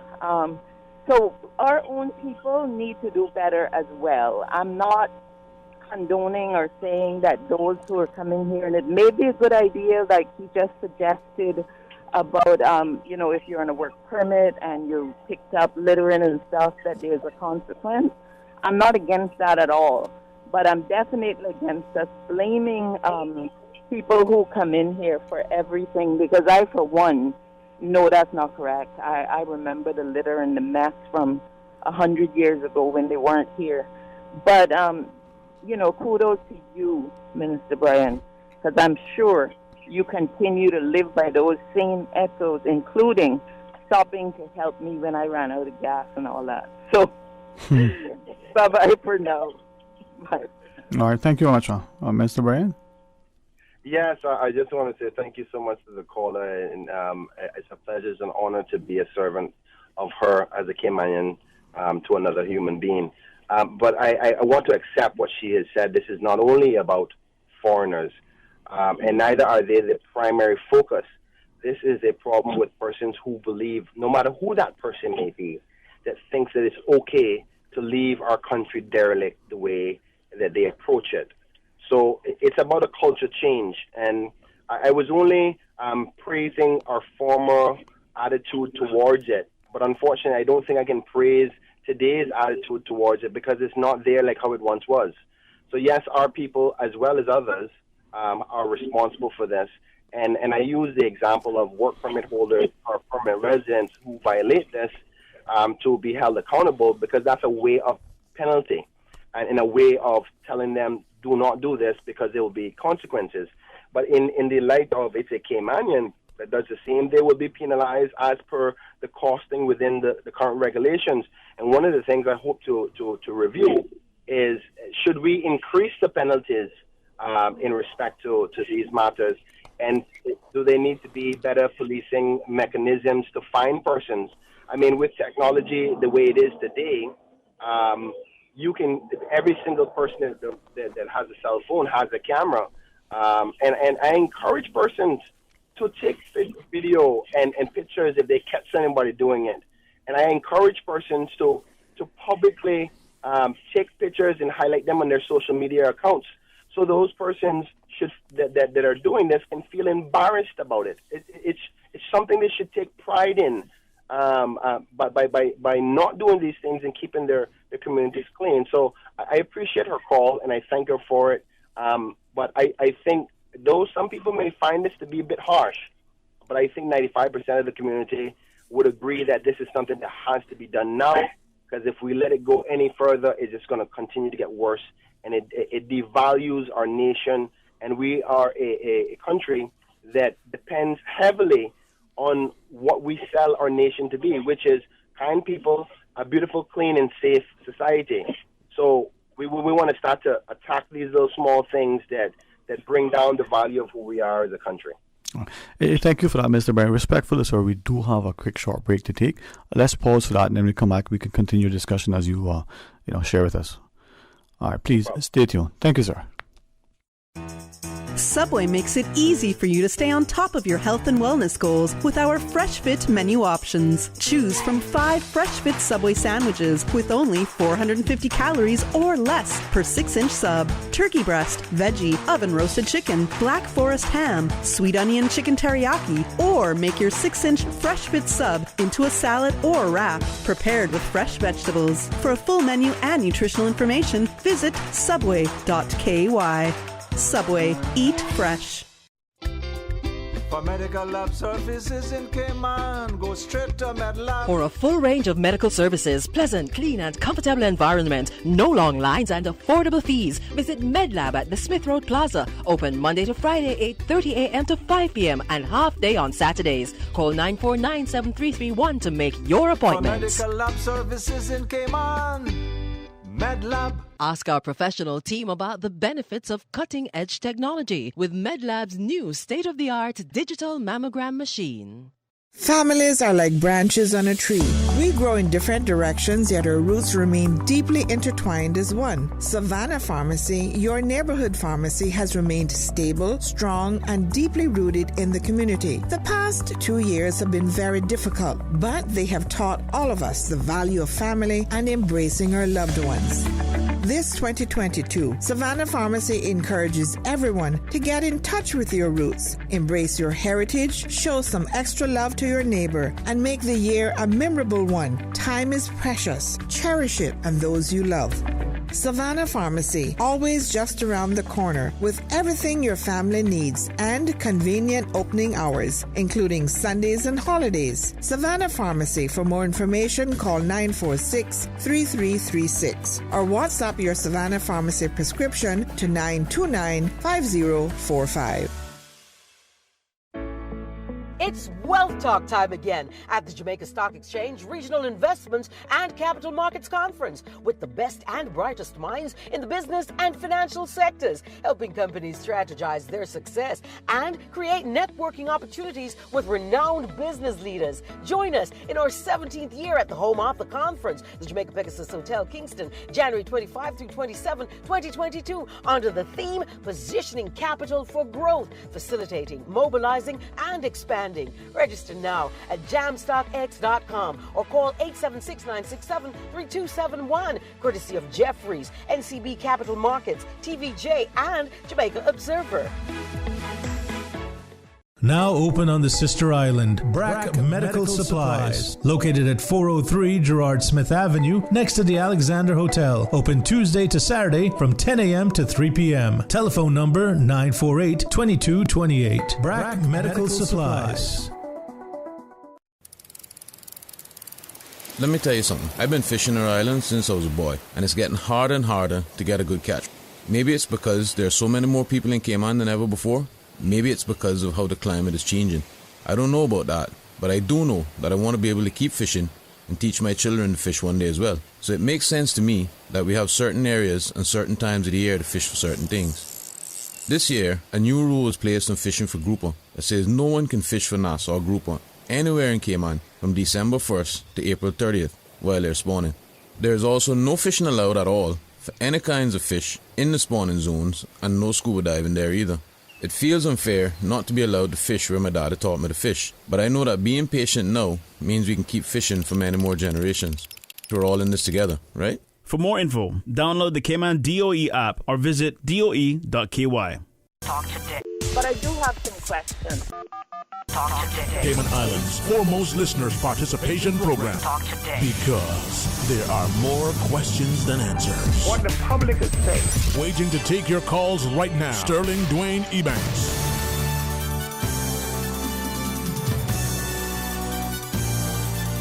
Hey, good afternoon and welcome back, and thanks for joining us. And on the phones is the Honorable Minister of Tourism. Thank you so much, Mr. Bryan, for joining us. It's a pleasure. It's a pleasure, Dwayne. And we, if it's okay, we want to commend you. Just during the break, 2 messages came in sharing publicly your recent post on social media relative to their vehicles, the passion with which without paraphrasing, I'll quickly just put it this way. One of the 2 said, the word nastiness that you use was appropriate. I wish more of us would start to appreciate that, cleanliness is indeed next to godliness. So maybe you'll remind us that we shouldn't be nasty. Yeah, well, I sometimes have to mind my emotions, because my emotions can also be my benefit, but can also be my downfall, and be careful with my delivery and my passion about this topic. But I think it's one that is justified in these times, that people are truly fed up with it, and it needs to be a no-nonsense approach. I just wish that we operated differently with respect to this, but it doesn't seem to be the case. The government continues to spend tremendous amounts of money year on to try to keep our country clean, when in fact we all have a level of responsibility into this. And the millions of dollars that we do in respect to that could be going to helping kids in school, getting people jobs, assisting in the COVID-19 situation, helping feeding people and our seniors. So if we all do our own part, we won't have to spend so much money on the cleanup situation. And I would like to take this opportunity to clarify one misconception that is out there, because when I made the post, there was this view that the government collects $250 on a disposal fee with every vehicle. And I saw that some persons were misinformed in believing that government was responsible to pick up these vehicles in the community and then dump them, and that's what that fee was for.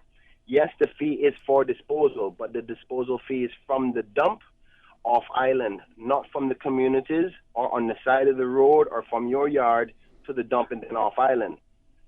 So if the community wants to increase that fee for us to come out and get it, then the fee wouldn't be $250, because just to bring a grab truck to come and pick it up and carry it to the dump is almost $200 in itself. Wow. But then you think about the crushing and then the transportation outside of here. We have to sometimes pay countries to take the metal that we have.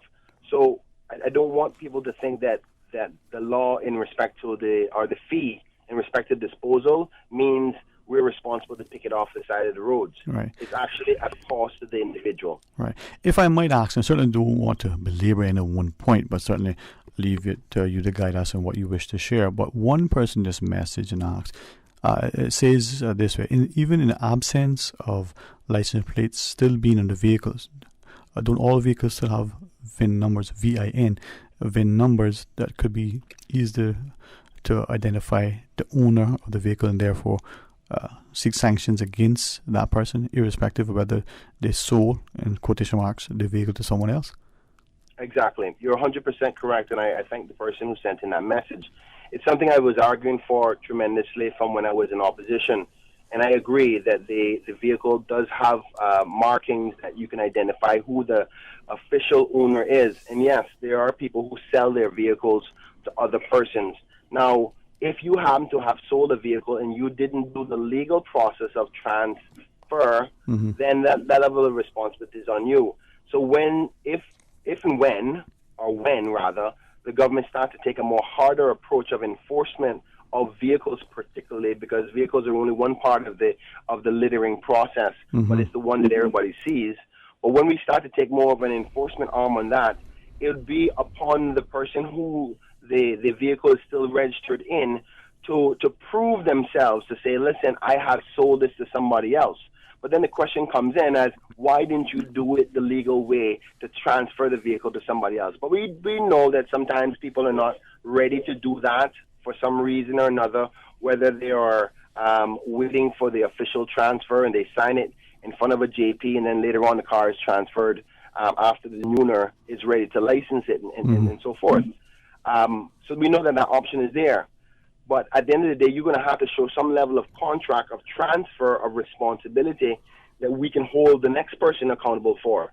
Because right now, the documents in government's domain will be only in that person who is last registered to. Yes, sir. So anybody who's out there who may have a vehicle that they sold the vehicle and you're not sure if the vehicle is still in your name or not, I suggest that you do your due diligence in the event that the person you sold it to isn't doing the right thing with that vehicle or leaves the vehicle on the side of the road, because the enforcement arm is going to call DVDL, the Department of Vehicle and Driver's License, and try to find out who this vehicle is registered to. And if your name is still on it and it hasn't been officially transferred, then they're going to come to you, and then the onus will be on you to prove that the vehicle is no longer yours, or to be held accountable with the penalties that come along with it for the littering action that has occurred. Yes, sir. And, we do have our news break. It seems like they're coming quite fast, but it's going to be very short. So after, I think you want to get into the vaccines, boosters, yes, and the like. As you wish, every topic and end the topic. All right, rejoin us right after the news. District to district, moving through the waters to Cayman Brack and Little Cayman. Your station, your voice. All things Cayman. One radio, many people. This is home. Radio Cayman in the Cayman Islands.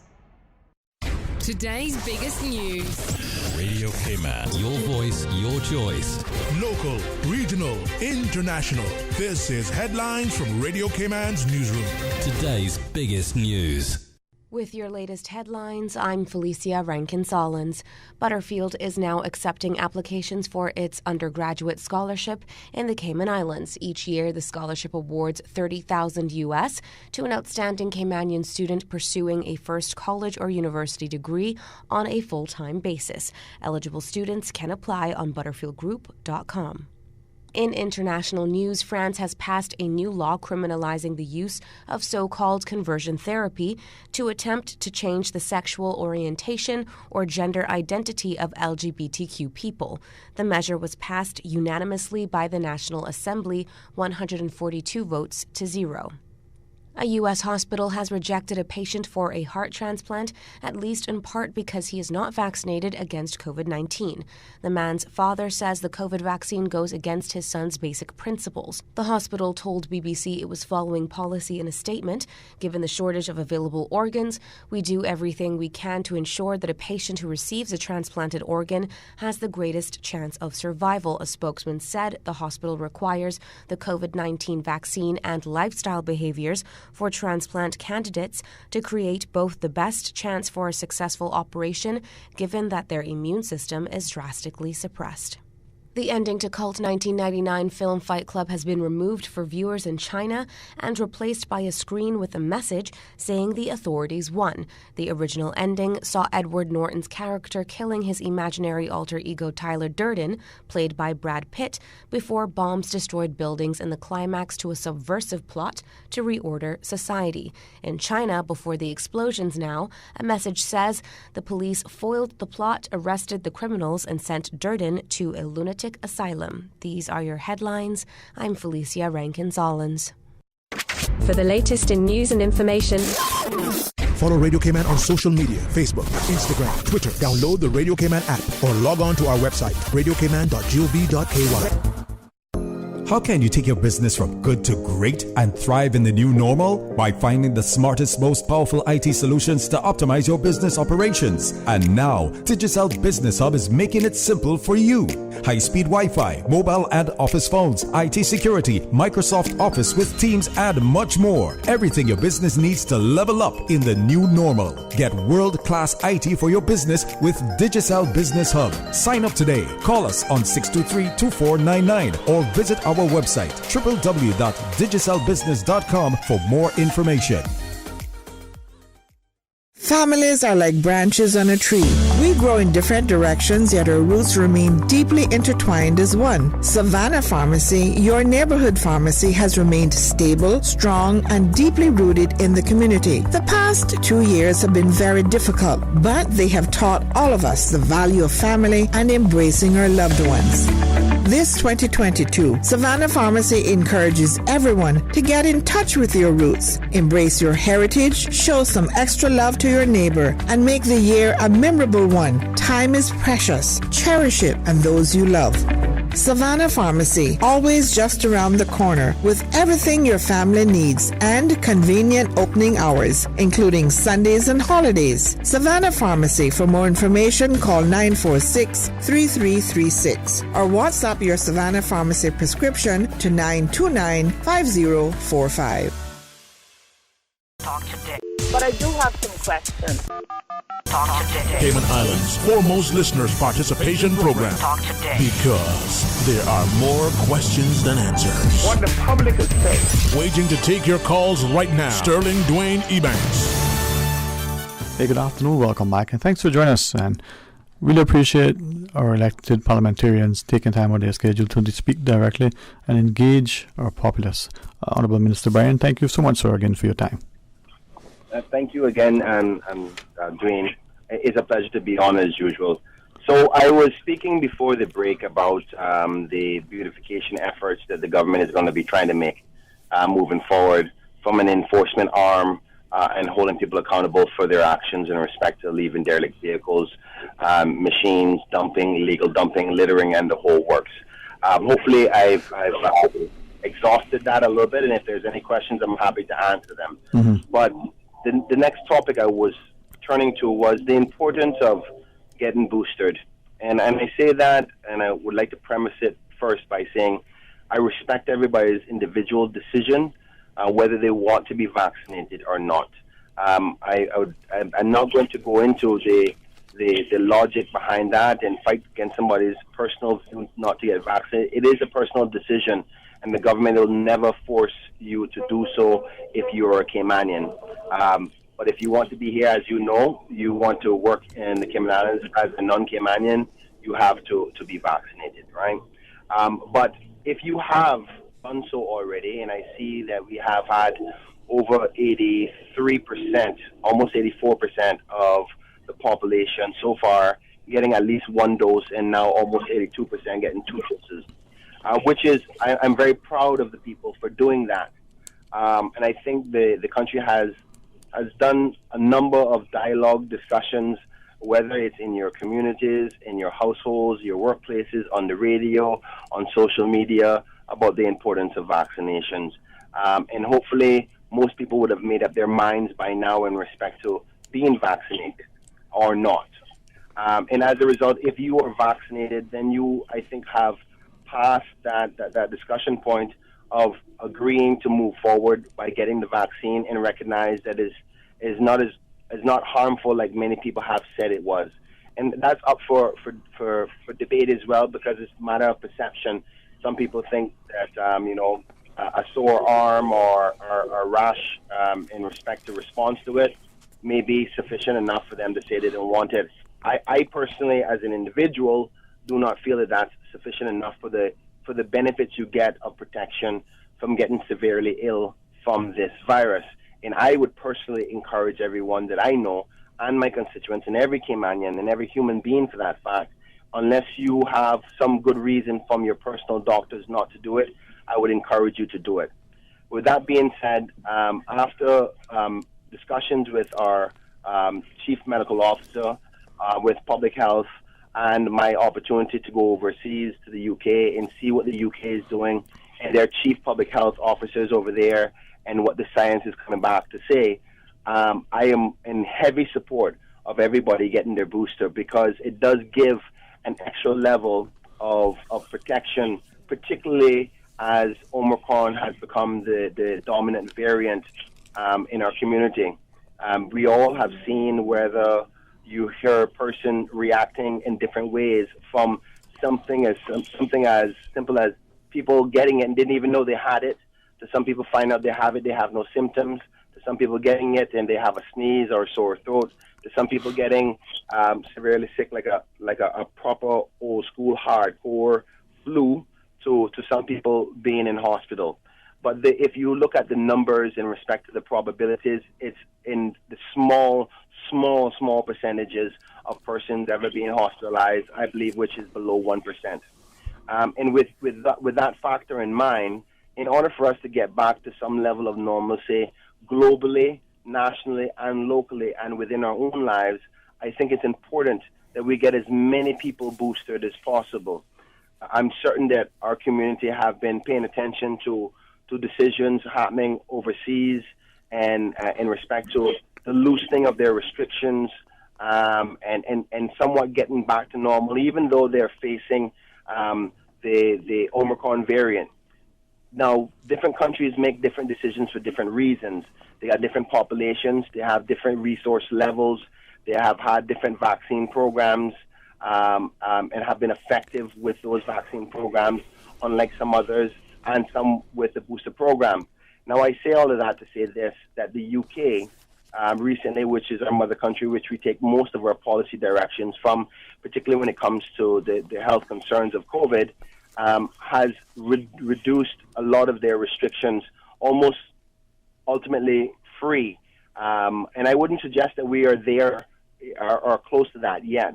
But the only thing that they're having now is if you get sick, you go in isolation until you get around the time period suggested that you would have surpassed the virus and no longer contagious. So that's the only restriction that they have so far. And everything else is back to normal, less mask wearing and so forth. Now, I believe the reason they were feeling comfortable enough to do that is because with a population of over 67 million persons, they've gotten over 60% of those persons boosted. Not only vaccinated, which is a higher number, but boosted within a short period of time, between 3 to 4 months. We are currently only at 24% of our 71,000 people, and I think all of us should be encouraged to go get boosted, because the more protection that we have, the more comfort the Chief Medical Officer, public health officials like Dr. Williams can feel that the country is protected. If you even get the virus, that it'll be somewhat like the common cold. And I really, really, really personally, because I've taken it myself, encourage everybody who's been vaccinated to go and get their booster. If you want more information about the booster program and the scheduling, you can go to www.explore.gov.ky/booster. Again, that's www.explore.ky/booster to get the schedule of where they're doing it, what locations, and what times that you can do it. I think only when we get those booster numbers up to a reasonable level before we can start to examine other freedoms. Like, for example, right now we still have the restrictions of 100 persons indoor and 250 persons outdoor. We can't, as a government, make a decision on that until we feel more protected and we get past this current wave that we're going through.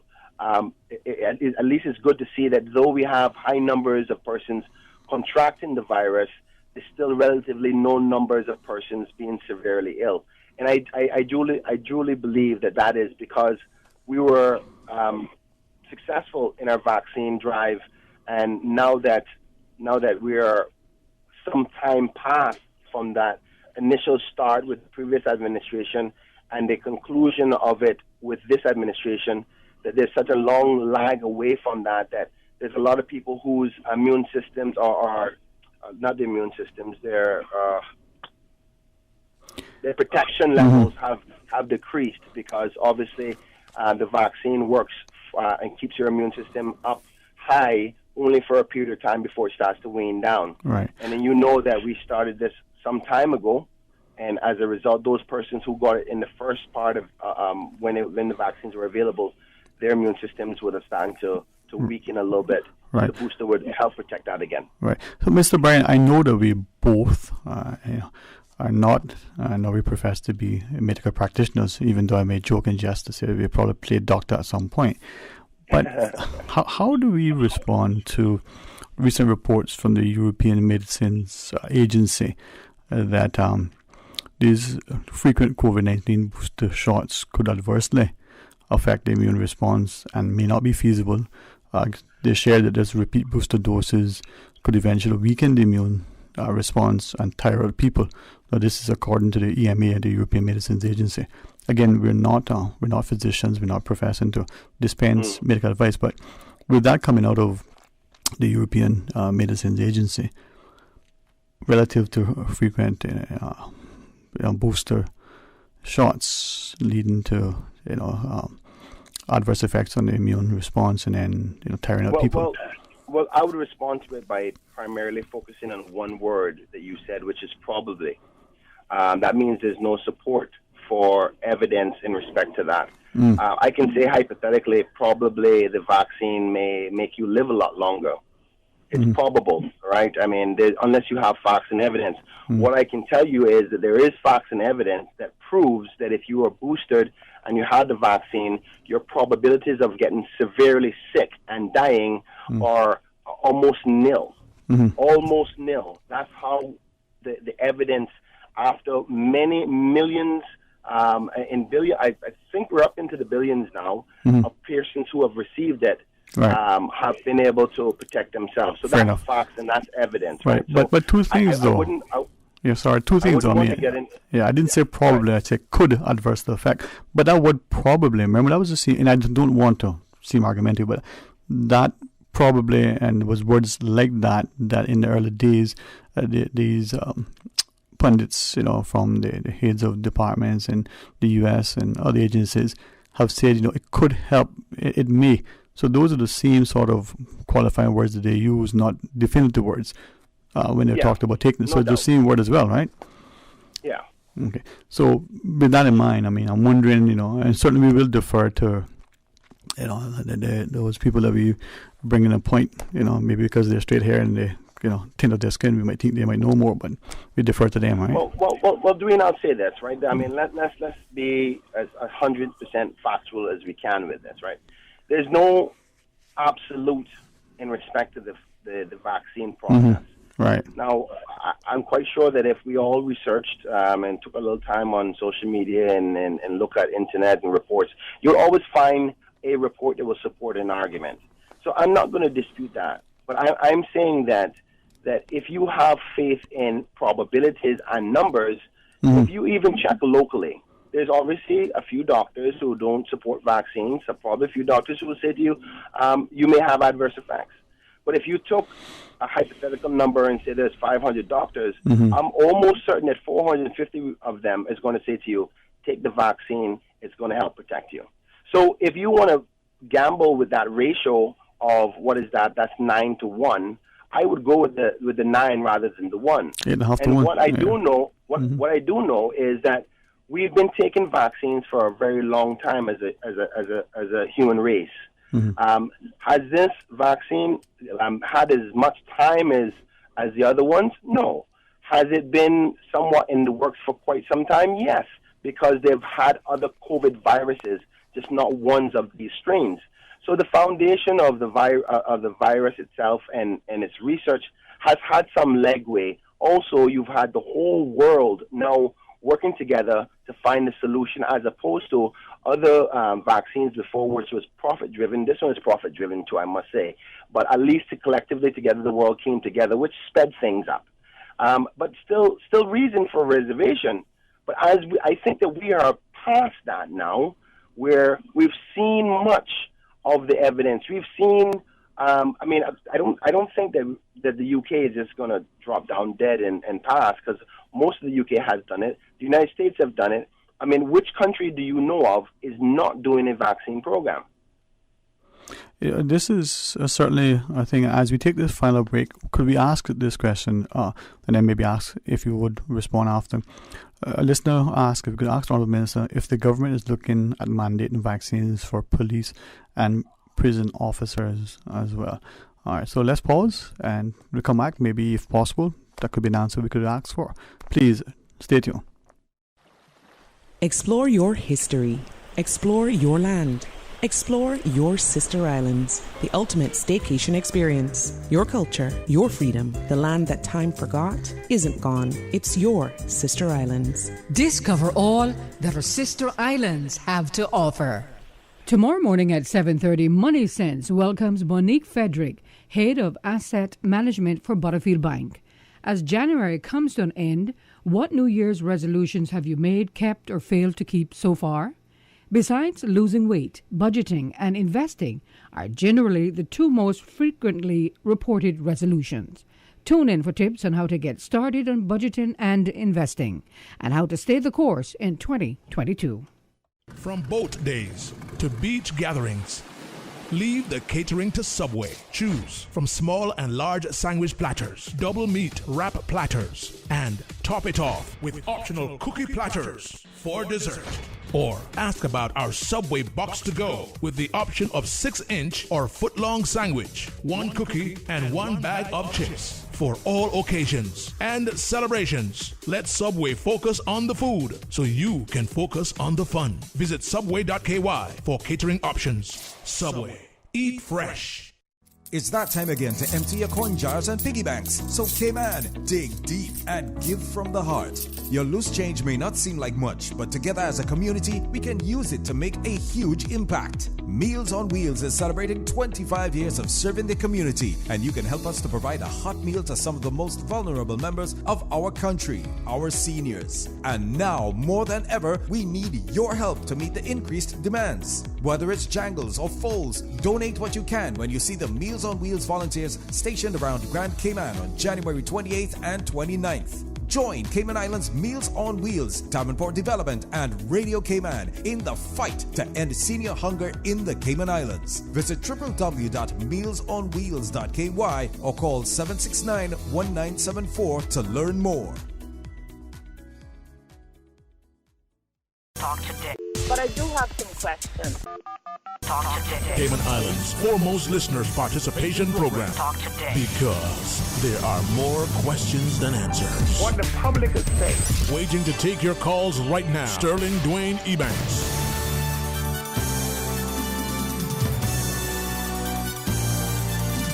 Hey, good afternoon and welcome back. And thanks again to the Honourable Tourism Minister, Kenneth Bryan, for joining us and honouring his commitments to try to be everywhere as possible. So thank you, sir. You're spreading yourself and serving us well. So good afternoon again. Thanks again, Dwayne. It's a pleasure as usual. I think you asked me a question in respect to a public sending a question saying, is the government going to mandate vaccinations for police officers and prison officers? Yeah. And I can clearly say the government has not made any decisions on mandating vaccinations for prison officers or police officers. Okay. Yeah. Well, I appreciate you clarifying. I appreciate the listener, weighing in. Maybe that aids in clarity. We won't try to get into it now, but I know we had another message a day or two earlier, sort of sharing that by default, it almost seems that the private sector is able now to do so. But perhaps if you wish to ask or share with that, that's our, go right ahead. But if not, we can continue with the discussion as it were. No, I didn't understand the question. Yeah, sorry. I know. Okay. Yeah. Thank you. Thank you for letting me clarify. I know some listener early in the week had shared the concern that even though there isn't a mass vaccine mandate by law, we know that private sector employers are almost by default being able to implement something similarly relative to continued employment. I don't know whether you wish to weigh in on that or not.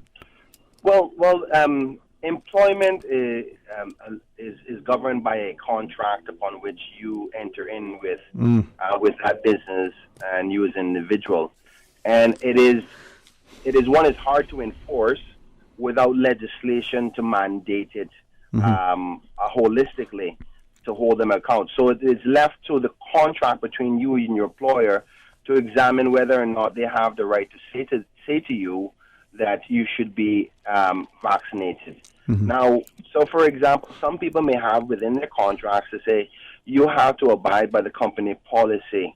Now, if the government, if that company updates their company policy to suggest that they want everybody vaccinated, and you sign the contract saying that you would abide by the company policy, then you're ultimately saying that you would be agreeing to being vaccinated. Now, some companies are not that large that they have a company policy. Some jobs are small mom and pop shops, and they will have to go based on the contract. So it's an individual basis, and I can't advise a holistic position other than working with your employer, because you have most people look at it from the employee perspective, but you also have to manage the employer perspective. Right. So, for example, you and I own a company, and our company deals with a lot of customers on a regular basis, and you find out as a customer that you go to this company and none of those persons are vaccinated. But you as a customer you believe in vaccines and you do believe that the more likely a person is vaccinated and boosted, they're less likely to spread the virus to you. They'll go, well, if that company doesn't have their employees vaccinated and boosted, I don't think I want to shop there because the risk levels are a lot higher. So I can see where a business person may want to do that.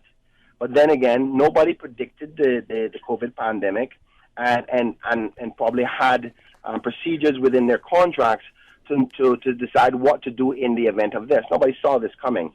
So each individual contract will have to be examined in its own merit and whether you should go forward with that. But more importantly, what is the commitment between the relationship between employer and employee together to the country as a whole, as how do we keep each other safe, not only for the profitability, but for each employee and your colleague that works with you. Maybe your colleague may say, listen, Kenneth, I want to be protected. You need to get vaccinated because I'm worried that if I'm working with you, you may give it to me. Not saying that you can't give it even if you're vaccinated, but the probabilities are a lot lower, and there's no disputing that anymore.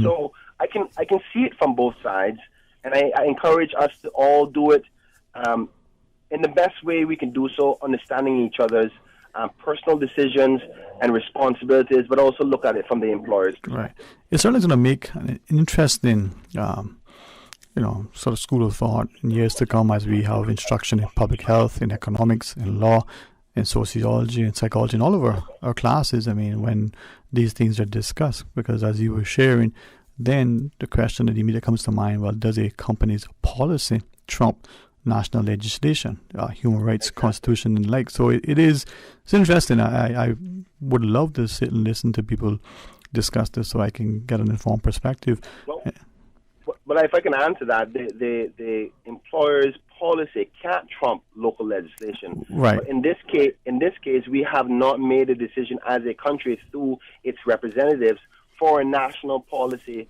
on vaccinations. Yeah. What we've done is a border control provision which mandates anybody who wants to work within the country to be vaccinated, right? But not a local component of the vaccine. Right. And as we know, I mean, it's not binding on us, but we watched the ruling a few Fridays ago, I believe, in the U.S. Supreme Court relative to the U.S. presidential administration's claim of requiring a federal mandate on its federal employees. So it's going to be wonderful to watch this unfold from the academic perspective.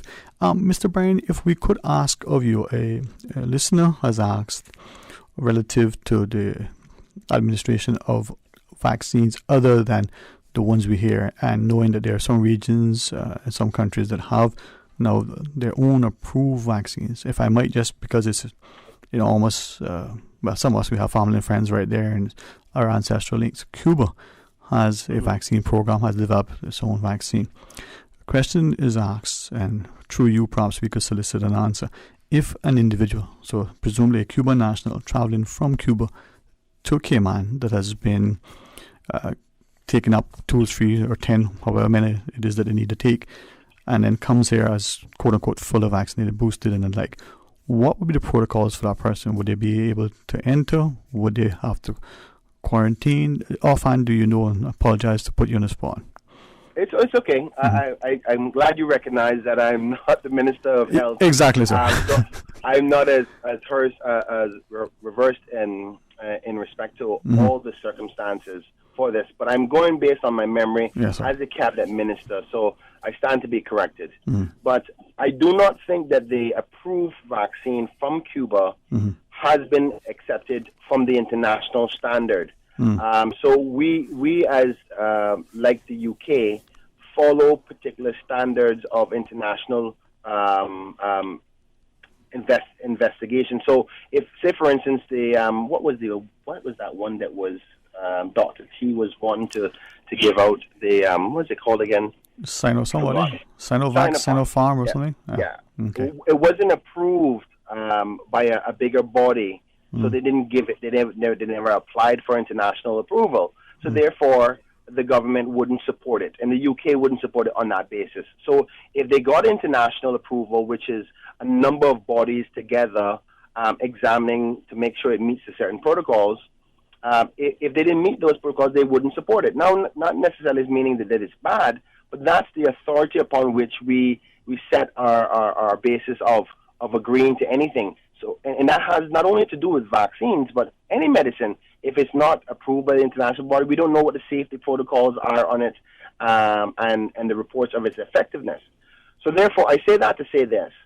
Without Cuba meeting the international standards upon which we are abiding to, we would not be able to adhere to that. And I don't think they have done so, and therefore they would be considered as unvaccinated. Okay. I will definitely inquire. I slightly doubt that they would, though, knowing Cuba and its protections as to doing their own thing. Not that Cuba science or medicine is bad, because they're very effective in what they do, but they just don't share their information and their findings with everybody like most countries would do internationally. So, but I will check and see if I can get you the answer another time. But I slightly doubt that that's the case. So to answer the question, the person most likely would have to go through the regular protocols as an unvaccinated individual. I think I share your perspective. When we will also reach out to the chief nursing officer as well. Just for added guidance. But appreciate you adding one more thing to the mental list that must be on your, on your table and plate. I do recognize Miss Susan's adamant reminder. Okay, so we're dry now.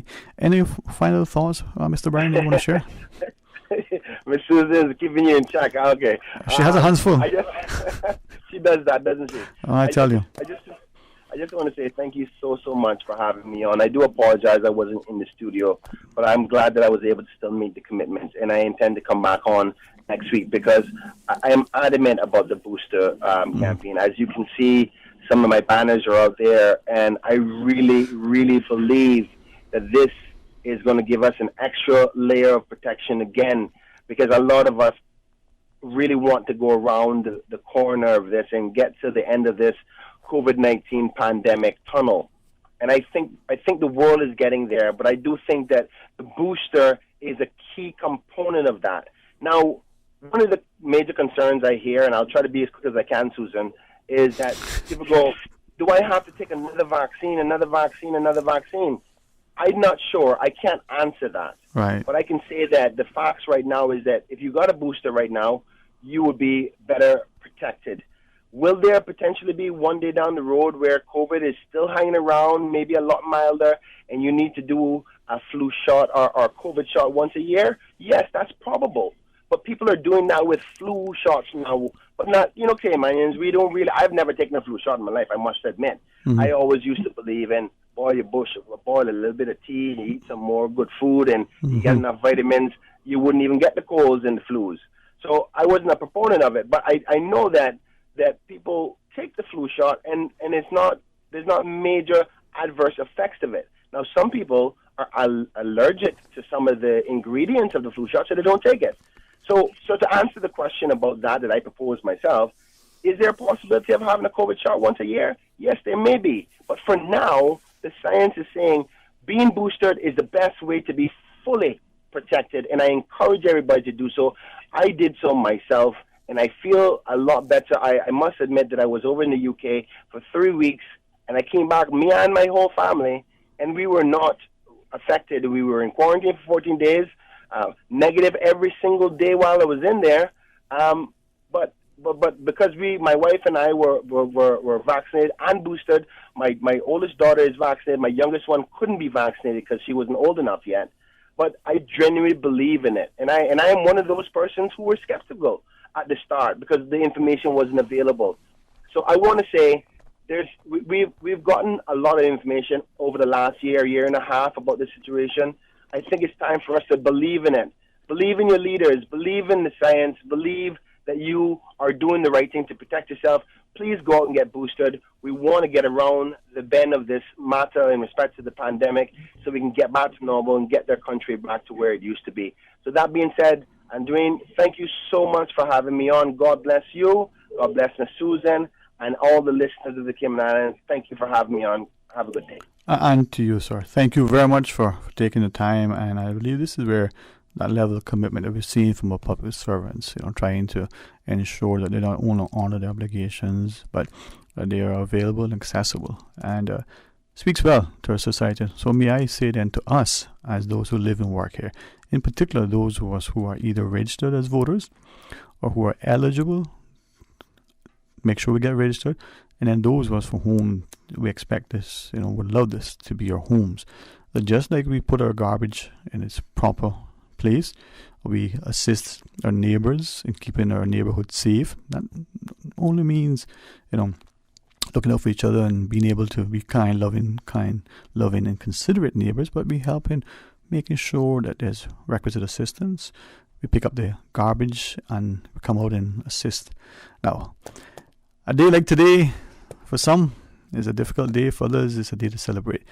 But it's a day to, we can draw alongside and be helpful. Publicly, I give her a hard time. Privately, probably even worse. But Ms. Susan, thank you very much. To our listeners, we honestly love, honor, respect, and appreciate you sharing with us. To my flavorful, tasty desire for sea salt and dark chocolate, well, it goes with anything. Tomorrow, my friends, be blessed.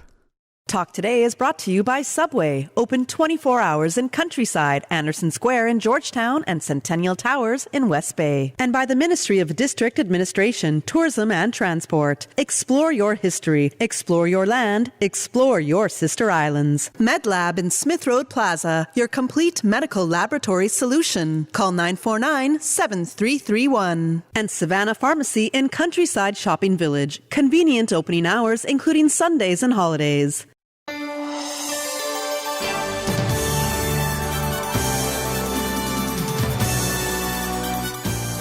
Is where tradition never dies. This is your radio, Cayman.